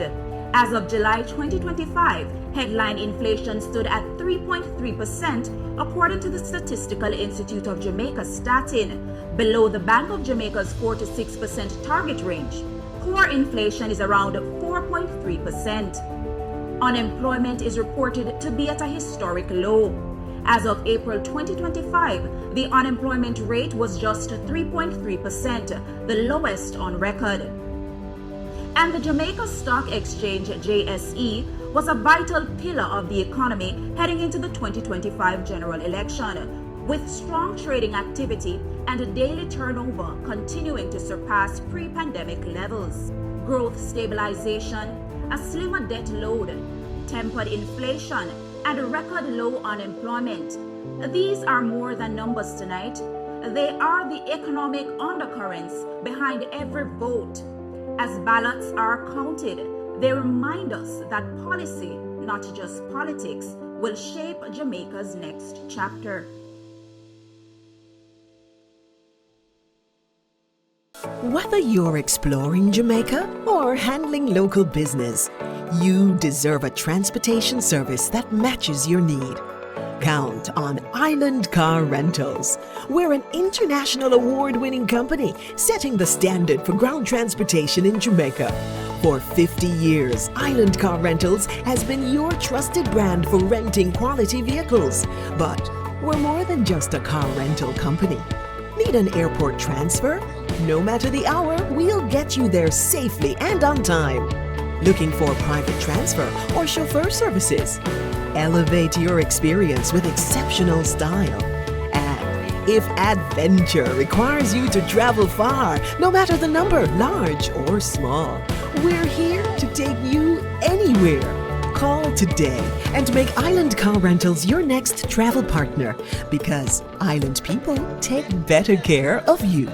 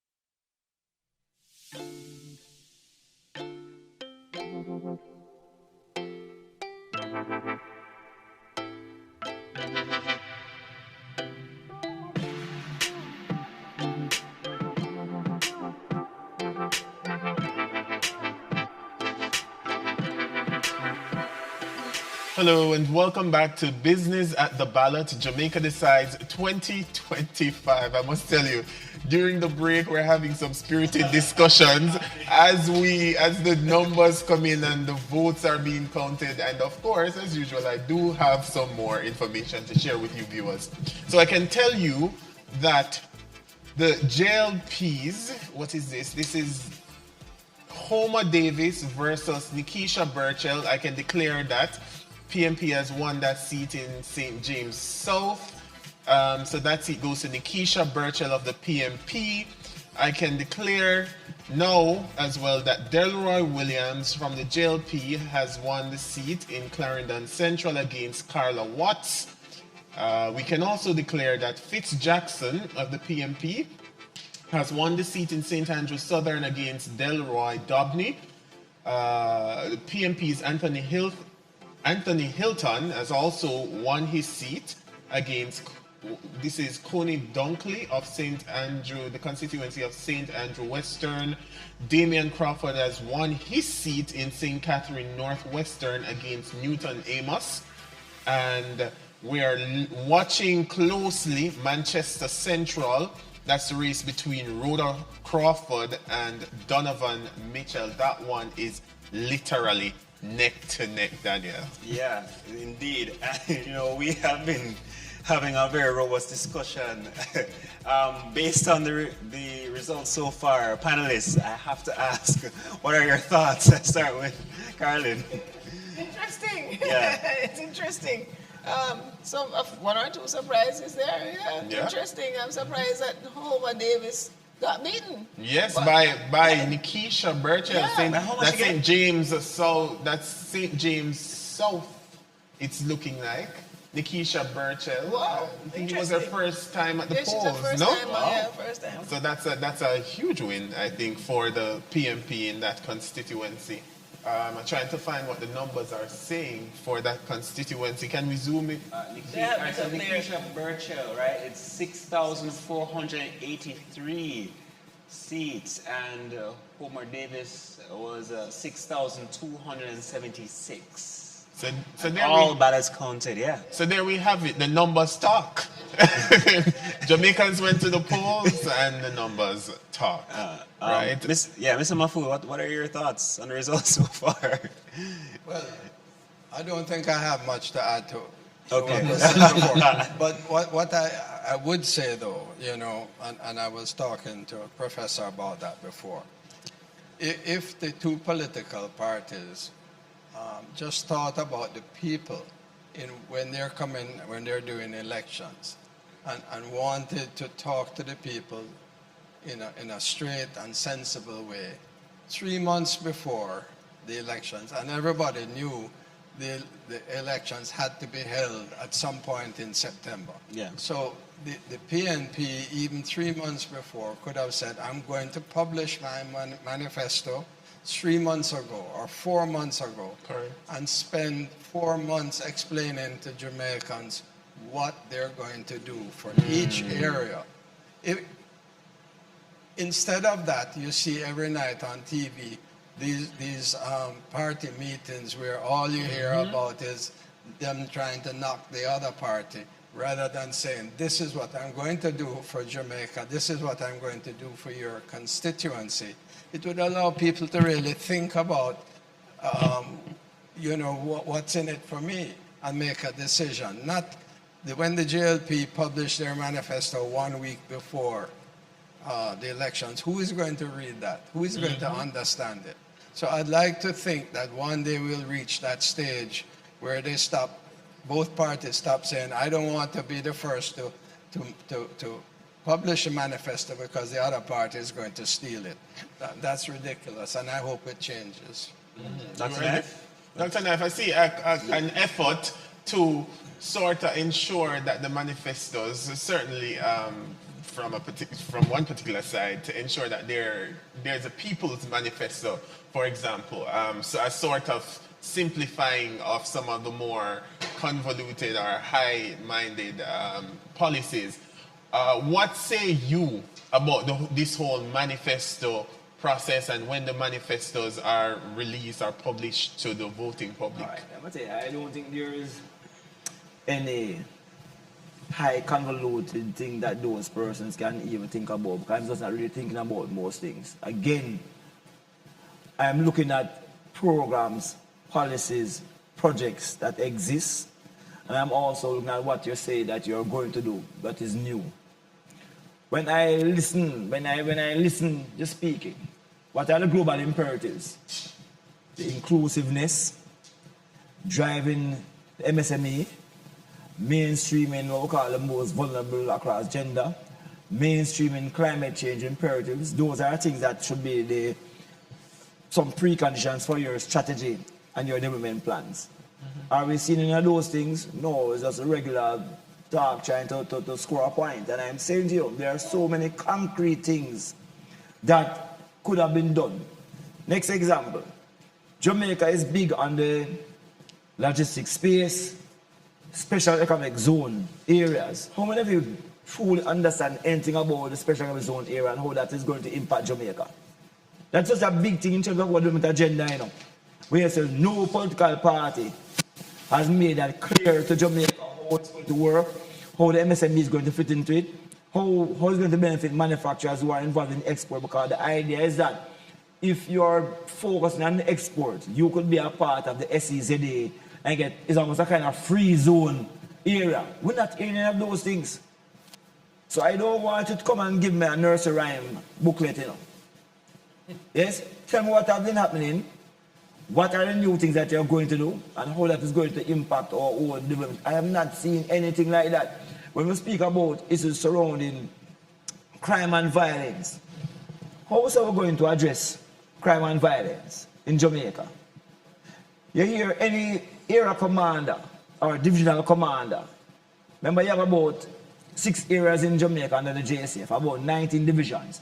Each of those area commanders and divisional commanders have their own strategic plan. Have you heard any of them say that they've received full support for any of their strategic plans? Them write these things. You think that Chang, Chang. You think Chang know anything about policing? Is the police that know about policing? You think Chang asking the police to advise him as to what should be done? And that I'm going to now seek the budget to support your strategic plan? Those are not things that are happening. So again, I'm saying we seem not to appreciate the brain of our people. And some of us think that we have this monopoly on knowledge. And that is where a major problem lies. But wouldn't you say it's arguable with the numbers that the ruling Jamaica Labour Party has touted along the campaign trail? We are seeing a reduction. I mean, numbers don't lie, as we've said on this show earlier. All right, let me show you something. Because again, you can say, as a minister, you can even say all of these things. Let the police don't go out there and get the work done. I said the same means anything. So I'm saying to you, it could have been even better results if you listen more to the police and give them more resources as they have requested. And that is the problem. And again, it sometimes doesn't necessarily mean that all the resources have to come from the Ministry of National Security now. Because there are problems that are going to be addressed. There are social problems that they can bring in the other state institutions, whether they are JSF, a SDC, you know, a JBDC, whatever needs to be addressed, you bring those institutions in to address it. And I'm saying to you, too many ministers try to take credit for outcomes that have no direct input in. How many places the crime have gone on in? When you look at the data, and you disagree with the data, where is that the data is showing that the crimes have actually gone down? I would say, don't explain all of that to us. And tell me, why is it that crime have gone down in St. James? I might say to you, in St. James, the crime could have gone on because one of the persons in charge of St. James in terms of the policing was a former employee of SDC who understands community-based policing practices. And therefore, when he develops his strategies, he's not depending on a budget from the state to do that because he has made connections with other state institutions who have that kind of mandate. It might also mean that in St. James, there's a lot of work being done in flankers through the Peace and Justice Center, or in a Norwood, you know, or in a Salem through the Valley Foundation. So it might be a robust community-based policing and in that area. In that particular area. Yes? So note, the JSF has always known this. From doing Comet 1, which was professionalizing the police force, to Comet 2, which is promoting social enterprise as a vehicle for transformation. What the state have done is to destroy the community-based policing ethos of the JCF. So when you had persons like a Selwyn here, or a Navlet Grant, or a Haywood who are driving these programs, you have caused those persons to leave the force. And so what you're forced to do is to try to use a hard-handed approach. I remember we did some research, and it's across both PNP and JLP. We did some research which shows that, okay, we need to provide more resources to the JSF. And Ellington at the time was saying that he identified a device that could actually track and trace when guns are fired and where the shots are. And when we made a recommendation to the government, at the time, Peter Bunting was the minister. Peter said, don't have no money to support it. And 2 weeks after, I see him on the TV asking for divine intervention. When the commissioner had already identified to you a strategy to deal with it. When we're saying to them, bring in MOCA and get the legislation for MOCA to go after big people in corruption, so it can be independent of the minister who usually intervene. And people must know these things, that many times when the JSF senior officers are going after persons who are big in corruption, they usually get a call. And as the legislation was saying, make them become independent. It took 3 to 4 years after the recommendation was made for you to implement that. Dr. Hill. You see, that's why I go back again, to the whole business. I start the last segment, I spoke about it. Constitutional reform, the vision that we need to scrap what we have done and start again, okay? Go through Jamaica and listen to the man on the ground and find out how does he see Jamaica looking in 50 years? I said that earlier. And then you create that picture and work backwards. Your manifesto is not supposed to be something that you and your friends sit down somewhere and create this nice vision.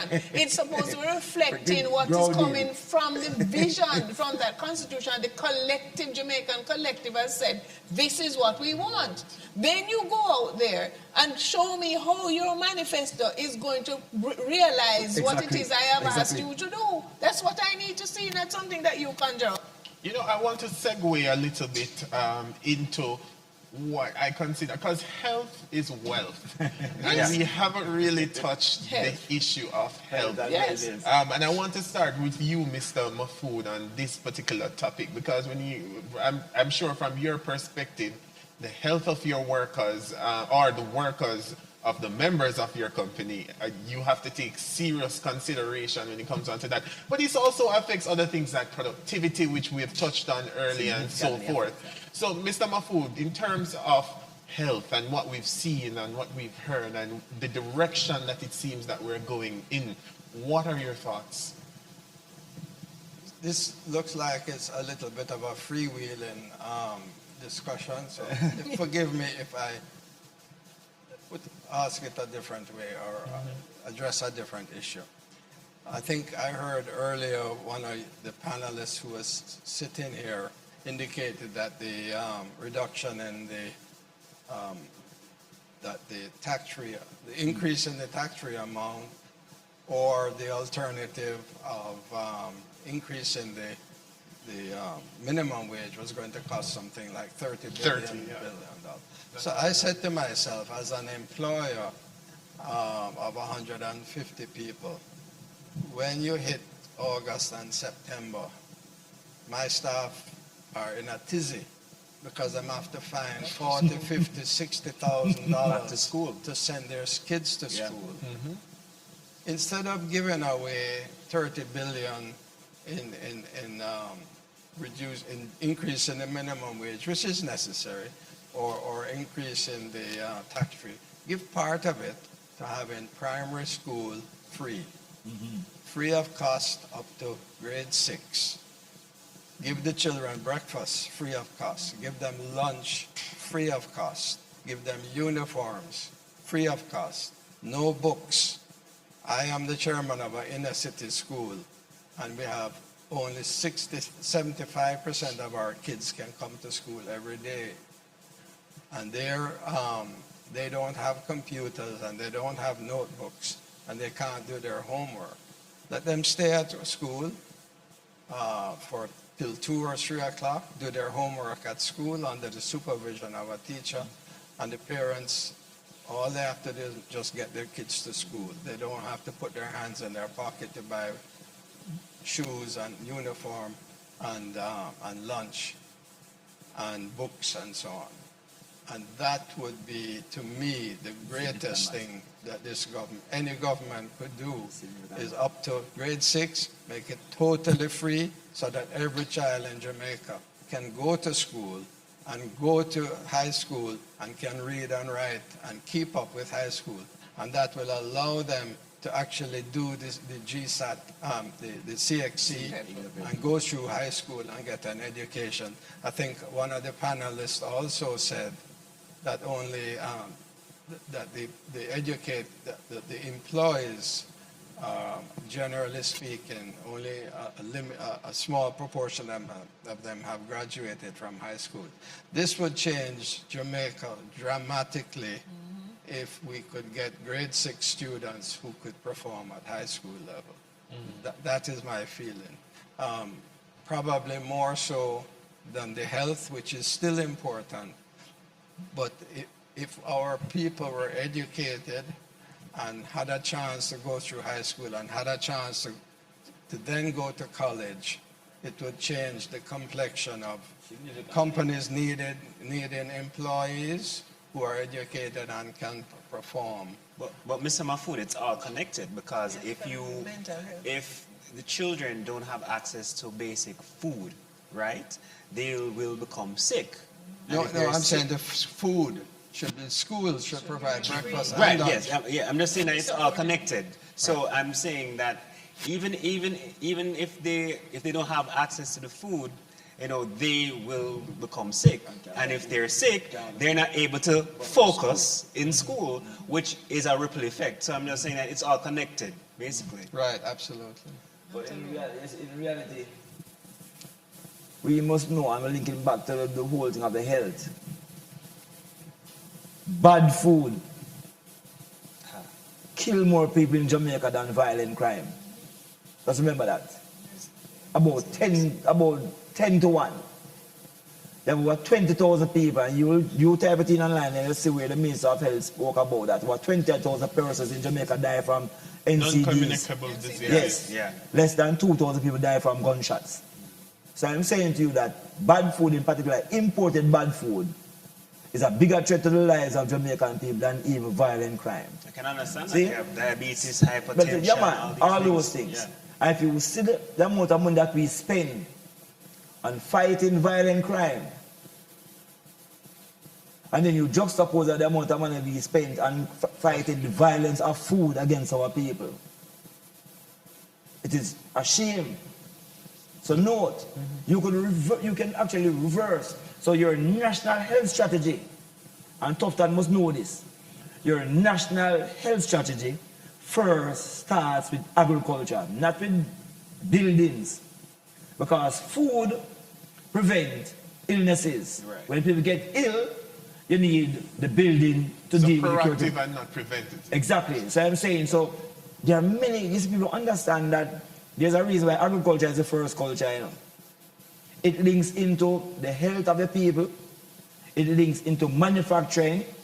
Everything, almost everything in earth, but as businesses, linked to the dirt, the water, and the sky.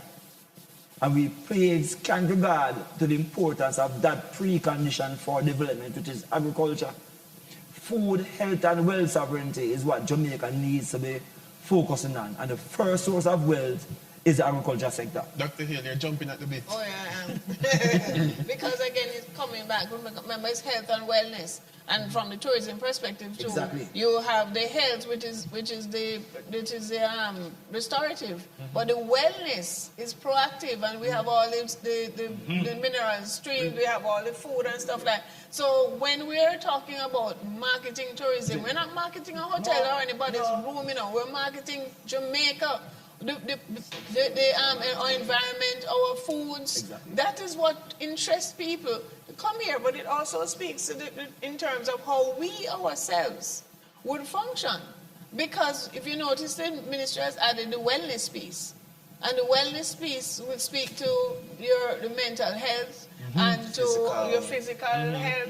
At the parks and protected areas that we set up, the Emancipation Park. Yeah. When you pick in green spaces, and you know I've done the research, I've written about this. If the Jamaicans can see how their tax dollars are being spent to improve the tourism product with more emancipation parks or things that free basketball courts, swimming pools, teach them tennis and stuff like that. They're beginning to say, oh, I am benefiting from this tourism thing, and you're also improving the tourism product itself. Exactly. So it's an integrated approach. You know, things don't stand up in silos because you're looking at a strategy for the country. So it's everything dovetails into everything else and supports each other. Stick a pin right there, Dr. Something Hale. exciting happening. we have to go to a break now. It's just a break. But when we come back, of course, we will continue. We will continue the discussion. So far, I'm seeing 24 declared seats for the JLP and 27 declared seats for the People's National Party. Stay with us. Business at the Ballot continues right after this break.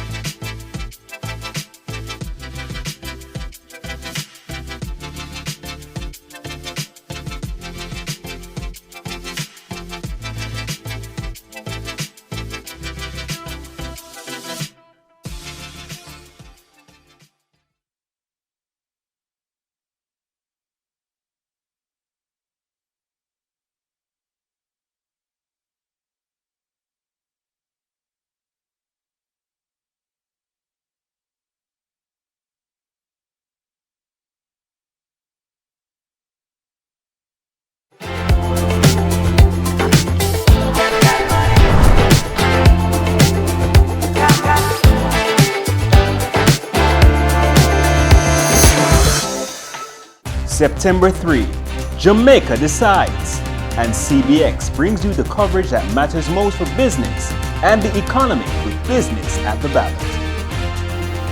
Join me, Daniel Pasley, at 9 a.m. for Markets and the Mandate, where we'll provide live updates from the Jamaica Stock Exchange, investor sentiments, and the first sign of how Election Day is shaping business confidence. Then at 1 p.m., it's Afternoon Pulse with yours truly, Rochelle Moncrief. We'll check in on voter turnout, business community reactions, and the voices from across the island as momentum builds.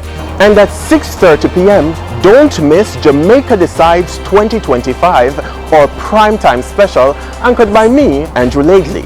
We'll bring you live results, expert analysis, and what the vote means for Jamaica's economy. You can watch on Digicel channel 28 and on Flow channel 143. You can also join us on YouTube and Instagram at Watch CBX as we bring you every angle from the opening bell to the final count.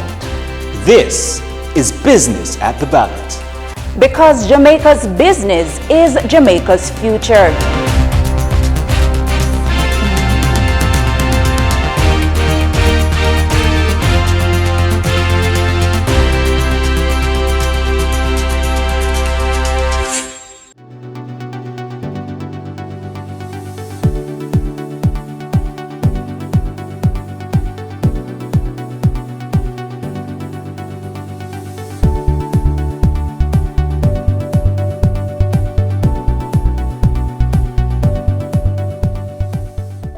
Whether you're exploring Jamaica or handling local business, you deserve a transportation service that matches your need. Count on Island Car Rentals. We're an international award-winning company setting the standard for ground transportation in Jamaica. For 50 years, Island Car Rentals has been your trusted brand for renting quality vehicles. But we're more than just a car rental company. Need an airport transfer? No matter the hour, we'll get you there safely and on time. Looking for private transfer or chauffeur services? Elevate your experience with exceptional style. And if adventure requires you to travel far, no matter the number, large or small, we're here to take you anywhere. Call today and make Island Car Rentals your next travel partner, because Island people take better care of you.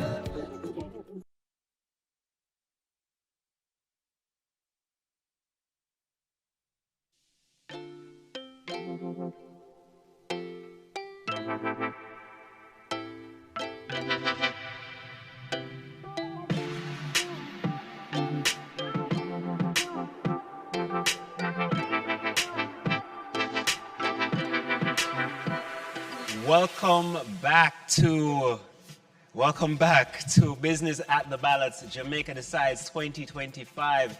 It has been a riveting and exciting night thus far, and I just want to tell you about some of the seats that we are seeing. Robert Miller, I'm just waiting on the technical team just to bring up the graphics, but for Robert Miller and Alfred Dawes, right? So far, Dr. Alfred Dawes, he is in the lead with 7,754 seats. Robert Miller with 7,187 seats. And from the JPP, Casey and Radcliffe with 64. Also, let's just go over into Portland with Anne-Marie Vaz and Isaac Buchanan. I'm seeing that Isaac Buchanan leading right now, 8,316 votes. It's Daniel. That one is declared. That's declared for the PMP. That's declared. Correct. Wow, that's a big upset. That's an upset. That's an upset. And for or Prime Minister Dr. Andrew Michael Holness, his constituency, he's up against the PMP's Paul Buchanan. And we are seeing something unprecedented so far. Paul Buchanan from PMP, 4,867 seats, and Andrew Holness with 4,762 votes. Yes, votes. Thank you. But not declared yet. But not declared as not yet. declared yet. So yeah, nothing to count out yet. You know, I think I stand a better chance. Up front, man, that is shameful for a prime minister to be in such a close race. As a prime minister, you have so much access to so much resources. You know what is happening. But here. you know, it tells you about groundedness. Are you on the ground with the people consistently doing what needs to be done? Or do you think that because you're a prime minister, it is something that is guaranteed? Yeah, but you know, Dr. Knife, on this panel, until Yeah, man. All the votes have been counted. Yes, I. It's not declared. No, right? it is not declared. We're not trying to declare a seat. Right, I'm just right, saying, right. you know, So my until- expectation was that if I'm seeing the results, right, you have certain people that you think would generally just win because of the nature of your office and what you can get done. You know, so now we just come out about 13 boxes and you have to be wondering if you're going to win or not. As a team leader, it means that you need to make sure that you take care of your yard first before you do anything else. Right. But not as yet. Not as yet. As my co-host said, almost unprecedented, you know, which I think is what Dr. Knife is alluding to there. But I want to, as the results continue to come in, I want to go back to our discussion, Daniel. Yes. And I also want to let our viewers know they would have already seen on their screens that Mr. John Butler, director of the JCC, has rejoined us as well, and we say thank you to Mr. John Mahfood, who was with us before the break. And we are still joined by Dr. Carolyn Hale, CEO of Echelon Global Solutions Limited, and of course, Dr. Kanemawe Knife, who is the director of the Center of Entrepreneurship Thinking and Practice, is still with us. So thank you, Mr. Butler, for rejoining us. I want to ask you, we're seeing the numbers. I know we were talking during the break. What's going through your mind in terms of the numbers that we're seeing? Well, at this stage, it's looking like a probable JLP win. I think some news outlets have called it for the JLP. Albeit with a very narrow majority. I mean, obviously they had more than a 2/3 majority in the House the last time. It looks like it's going to be 2 or 3 seats. I mean, I think a strengthened opposition is good for Jamaica. The people will have had their choice. They will have decided, yes, we are happy with the direction this government is going. We want to keep it in, but maybe we want to put a little bit of manners on them. Maybe we want to make sure there's a strong opposition to keep them on the straight and narrow. So I think it's going to be interesting what comes of it. I think the discussion about the Prime Minister's seat is very interesting. I mean, we have to remember that you know, in the event that those final boxes don't change the result and he loses his seat, that my understanding is, you're the constitutional expert, but my understanding is you can't be Prime Minister if you don't have a seat in the House. So unless somebody else was to resign and let him run for a by-election, which is not without precedent, that has happened in Canada, when Carney was elected Prime Minister without having a seat in the House last year, and the solution was there was a seat opened up for him. But you know, you'd wonder who'd be queuing up to do that. Yeah, you know, exactly. You would imagine that, you know, the opportunity is obviously open for other people if that was to happen. But it would certainly be really remarkable. And I suppose everyone knew this was going to be a tight election, not least the Prime Minister. And he put Trojan effort into campaigning in every single constituency in the island over the last few months. And sometimes I've seen it happen in other jurisdictions. Sometimes leaders and senior politicians do fail to look after them own yard first, as you said. Yeah. Dr. Hale, what does this mean? What could this mean? Right. It can mean a lot. Because remember, the Prime Minister and the Minister of Finance both have to be MPs.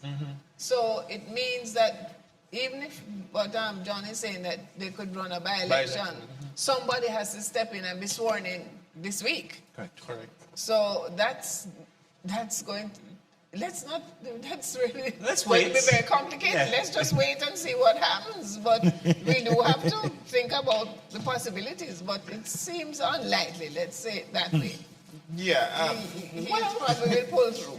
But while we wait for the final votes to be counted there, I wanted Dr. Knight to start on the matter, sort of where we left the conversation before the break, productivity, right? We've heard that productivity, quite like growth, has been sluggish. It's been anemic. We have not been able to really move the needle in that respect. Where do we need to go? What do we need to be looking at to remedy this productivity I think problem? a lot of the solutions were discussed in terms of,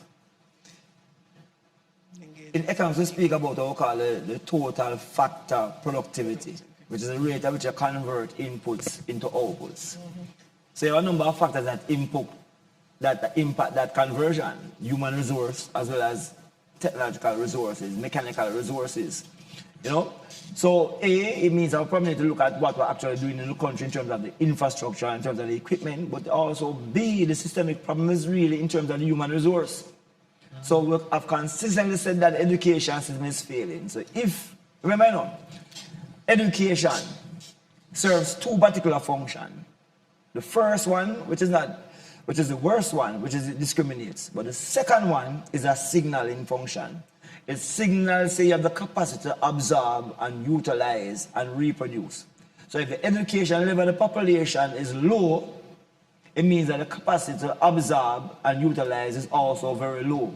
Which means then, if you want to translate that into a factor, labor as a factor of production, the less educated the labor force is, the less likely they'll be able to absorb, utilize, and improve the level of productivity within the country. So the starting point have to be at the education level. And it means then it's not a short-term solution. No. Yes?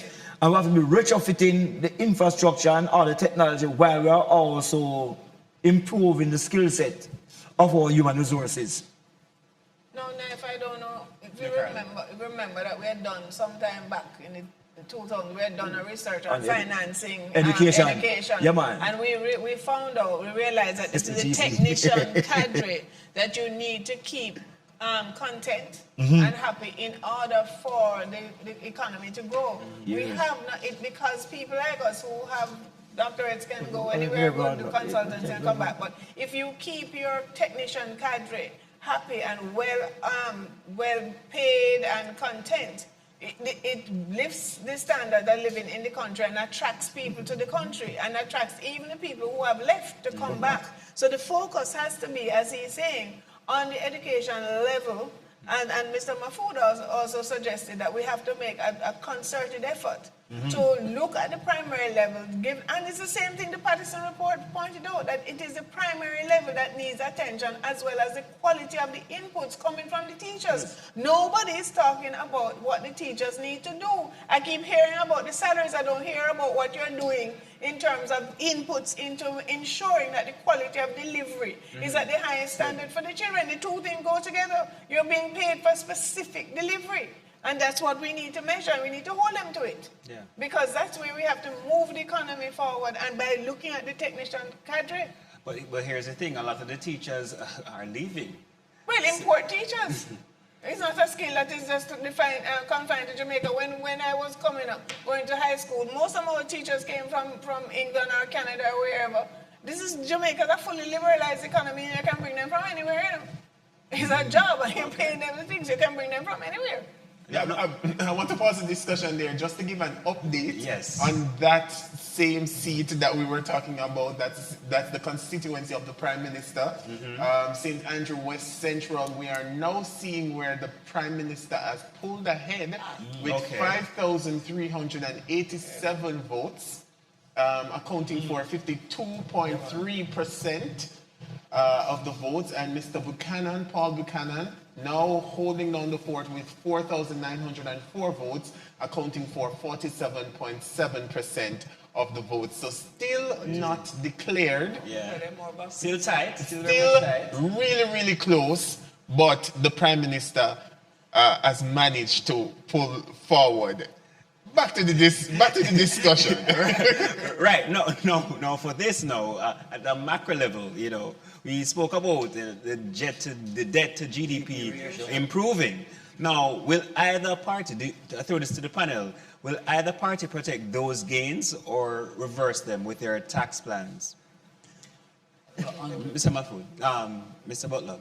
On the tax side, I mean, I did a little bit of analysis. Tax is my profession, on the tax plans of both parties. And, I mean, apart from the timing, which is the main big factor, where the PMP plan had been, we will implement this big increase in the threshold in the first budget, whereas the JLP had said, well, we'll do something with the rate. And one thing that was very interesting in the discussion in this election, JLP talked a lot about the 15% rate. They kind of kept it very subtle that they were talking about the 25% rate of income tax. We have two rates of income tax. We have a 25 and a 30 today. The 30% applies on incomes over $6 million. They very quietly,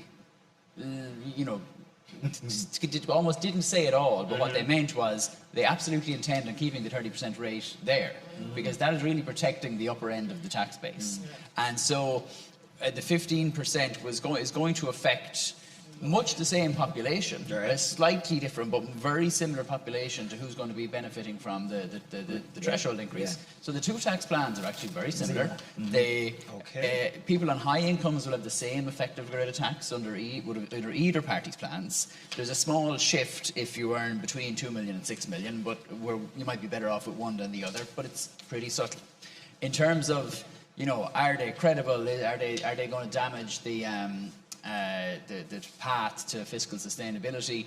I mean, Keenan spoke a bit about it earlier, about where we already are on a plan for probably close to the maximum deficit under the fiscal rule over the next couple of years.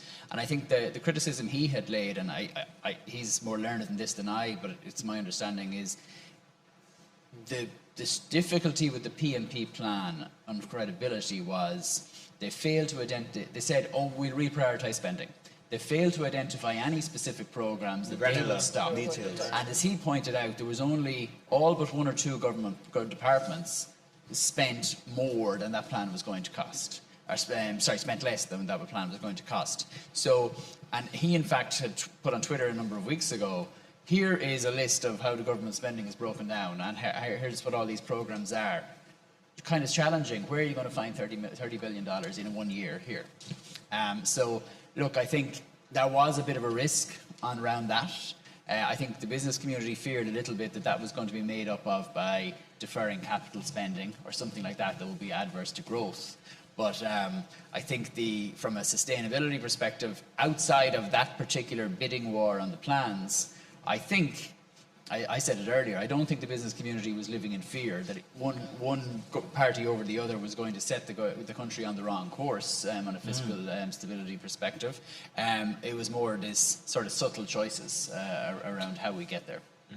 Dr. Neff, what are your thoughts on this? Maintaining the debt to GDP ratio is something that will be happening consistently across governments. Right. Nobody will run the risk of. And that is actually something I think is written into some kind of law. We say that we need and we should do that. So that is going to be, on the track. The question is, when monies are freed up from that process, what are you going to use that money to do?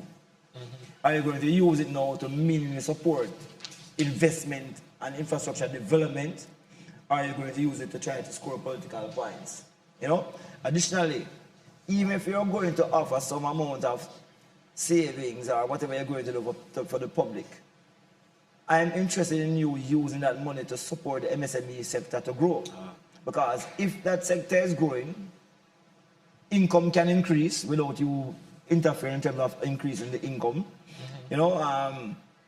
People's lives will generally be better off because things are happening in the country. There's a multiplier effect that happens when MSMEs actually grow. It helps the endogenous growth, so people feel the impact on the ground much, much more. So sometimes you need to focus on the bigger picture, getting the preconditions in place. You don't have to be one or the other. Get out of the zero-sum mindset. It can be a win-win scenario. Yes? Dr. Naif, Jamaica is a small island developing state. And I wonder, are we comfortable with the policies that we've seen being brought forward in terms of the green economy and sustainable development? Hey, Jamaica, for whatever reason. But Dr. Naif, before you answer that question, just to give an update, JLP has 30 declared seats and PNP has 28 declared seats. See, Jamaica seems to always be advanced in policy development and also in some cases program implementation. Although we find that when the program implementation depends upon the government budget, it is not well funded. But if the program is being funded externally, it usually goes through very well. You know, so you'll find that Jamaica have a lot of these things relating to the green economy and the blue economy and of course the orange economy. We have all of those policies, but again, when I look at the resource allocation, and then sometimes, I'm telling you see people don't understand how crucial ministerial interference is in Jamaica and how it has stymied a lot of the good programs that we have developed. So, for example, ADPEN have very clear rules. NEPA have also very clear rules in terms of how we deal with the blue and the green economy. But yet still, you hear from time to time some kind of madness happening, whether it be some waste being released in some recovery, whether it be somebody being given permission to build somewhere they're not supposed to be building, And when you listen to the discussion in the media, you find that the heads of those entities, like the CEO for NEPA or ADPEN, they look almost confused as to what is happening because they can't give you a straight answer as to why these things happen. When I see people being hesitant in responding to questions being asked in the public, it signals concerns about job security, which means that somebody above you is making some kind of decision outside of you, which is affecting what you're doing. And you can't say anything because you think about your job security. And it is something that is very, very real in Jamaica. Anytime you hear people afraid, because Jamaican people like to speak up, so anytime you hear somebody being afraid or hesitant in speaking up, it means there's something called the unknown, things that you do not know, it's affecting the decision-making process. Dr. Hale, your thoughts on the colored economies and what we've been seeing so far from the government in Jamaica? The colored economies, I like that. Orange, blue, green. You see, again, they come back to these labels, they like fads. So whichever fad an international agency trots out and they believe money is behind it, they'll go with it. But it doesn't fit with what you're necessarily doing. That's why you have to go back and look at your foreign policy and your foreign trade agreements and policies that you have. Is it supporting where you want to take the country? Because, for example, you spoke of gender. A lot of the agencies have gender as one of the criteria for getting funding. But in Jamaica, it is the males that need the help. And nobody is speaking. It's the males that are marginalized and need help. And yet still, if you tell an international agency that, they say, no, it's female. Yeah. No, Jamaican context is male. So whoever is negotiating with them needs to sit down and explain the realities to them and say, it's either you're going to do it this way or we can't accept the money because it's not helping us. We're just taking your money to waste time. So integration and integrity. Now I spoke of the issue of the heads of agencies. They must have integrity because they are there, and the Public Bodies Management and Accountability Act holds them accountable personally for doing things that are deleterious to the agency. Okay, so they need to understand it's their integrity on the line, not the person above you. And you may have to stand up to them sometimes. Yes, that's just the way it is. NRCA has some of the most stringent regulations. Okay, why aren't we using them? The other thing we need to be following, we need to educate. When we have free up that money, we need to spend some time educating the Jamaican public about policies and how it impacts them directly. We can also teach them about JAMP, the Jamaica Accountability, Meter Portal. Because you can go on it and see what your MPs are doing. You can see how the agencies are spending their money, your money. We need to teach people to start looking and understanding, thinking critically how these things are impacting them personally. It's not some women fancy that a politician can trot out as he feels like because it sounds nice to an international agency. The international agencies don't live here. We do. Right. Dr. Hale, really spirited comment there. I want to share with our viewers that, of course, this is the rundown and the count to 32 seats to see which party could get to 32 first. I'm seeing here where the JLP is at 31 and the PMP is still at 28 as my co-host and colleague Daniel Pasley mentioned earlier. So the JLP is edging closer to that 32 first over the line. Okay. Just need one. Yeah, just one seat, Yeah. and by How many outstanding? with and there's leading in 3 Okay. of the remaining seats. So just to let our viewers know where the vote counting is trending so far. So, Mr. Butler, I wanted to jump to you because the incumbent government has been touting on the campaign trail, it was in their manifesto, we halved Jamaica's debt over the last, let's say, decade since they've been the ruling government. And I wonder, is that the government making much ado about, not so much, or is it something that Jamaicans should be paying close attention to and should really be giving them praises and their flowers for? So, the nation, so Jamaica, regardless of government, reducing its debt GDP from the levels it was in 2011, 2010 of 150, 140% to 60%. No, that is not much ado about nothing. That is a transformational and enormous achievement. Very, very few countries have achieved debt consolidation, anything like that. Jamaica ran primary surpluses of about 7%, 7.5% for 7 or 8 years running. I think when the EU tried to force Greece to run one of 5 or 6%, there was rioting in the streets. Exactly. Governments collapsed. So, I mean, look, the discipline and the endurance of the Jamaican people in being able to achieve this cannot be dismissed. A poster child for the IMF. Well, I mean, I would say not for the IMF, a poster child for bootstrapping yourself and pulling yourself out of difficulty through painful consolidation. And like a lot of pain was endured. I arrived in Jamaica in 2013, and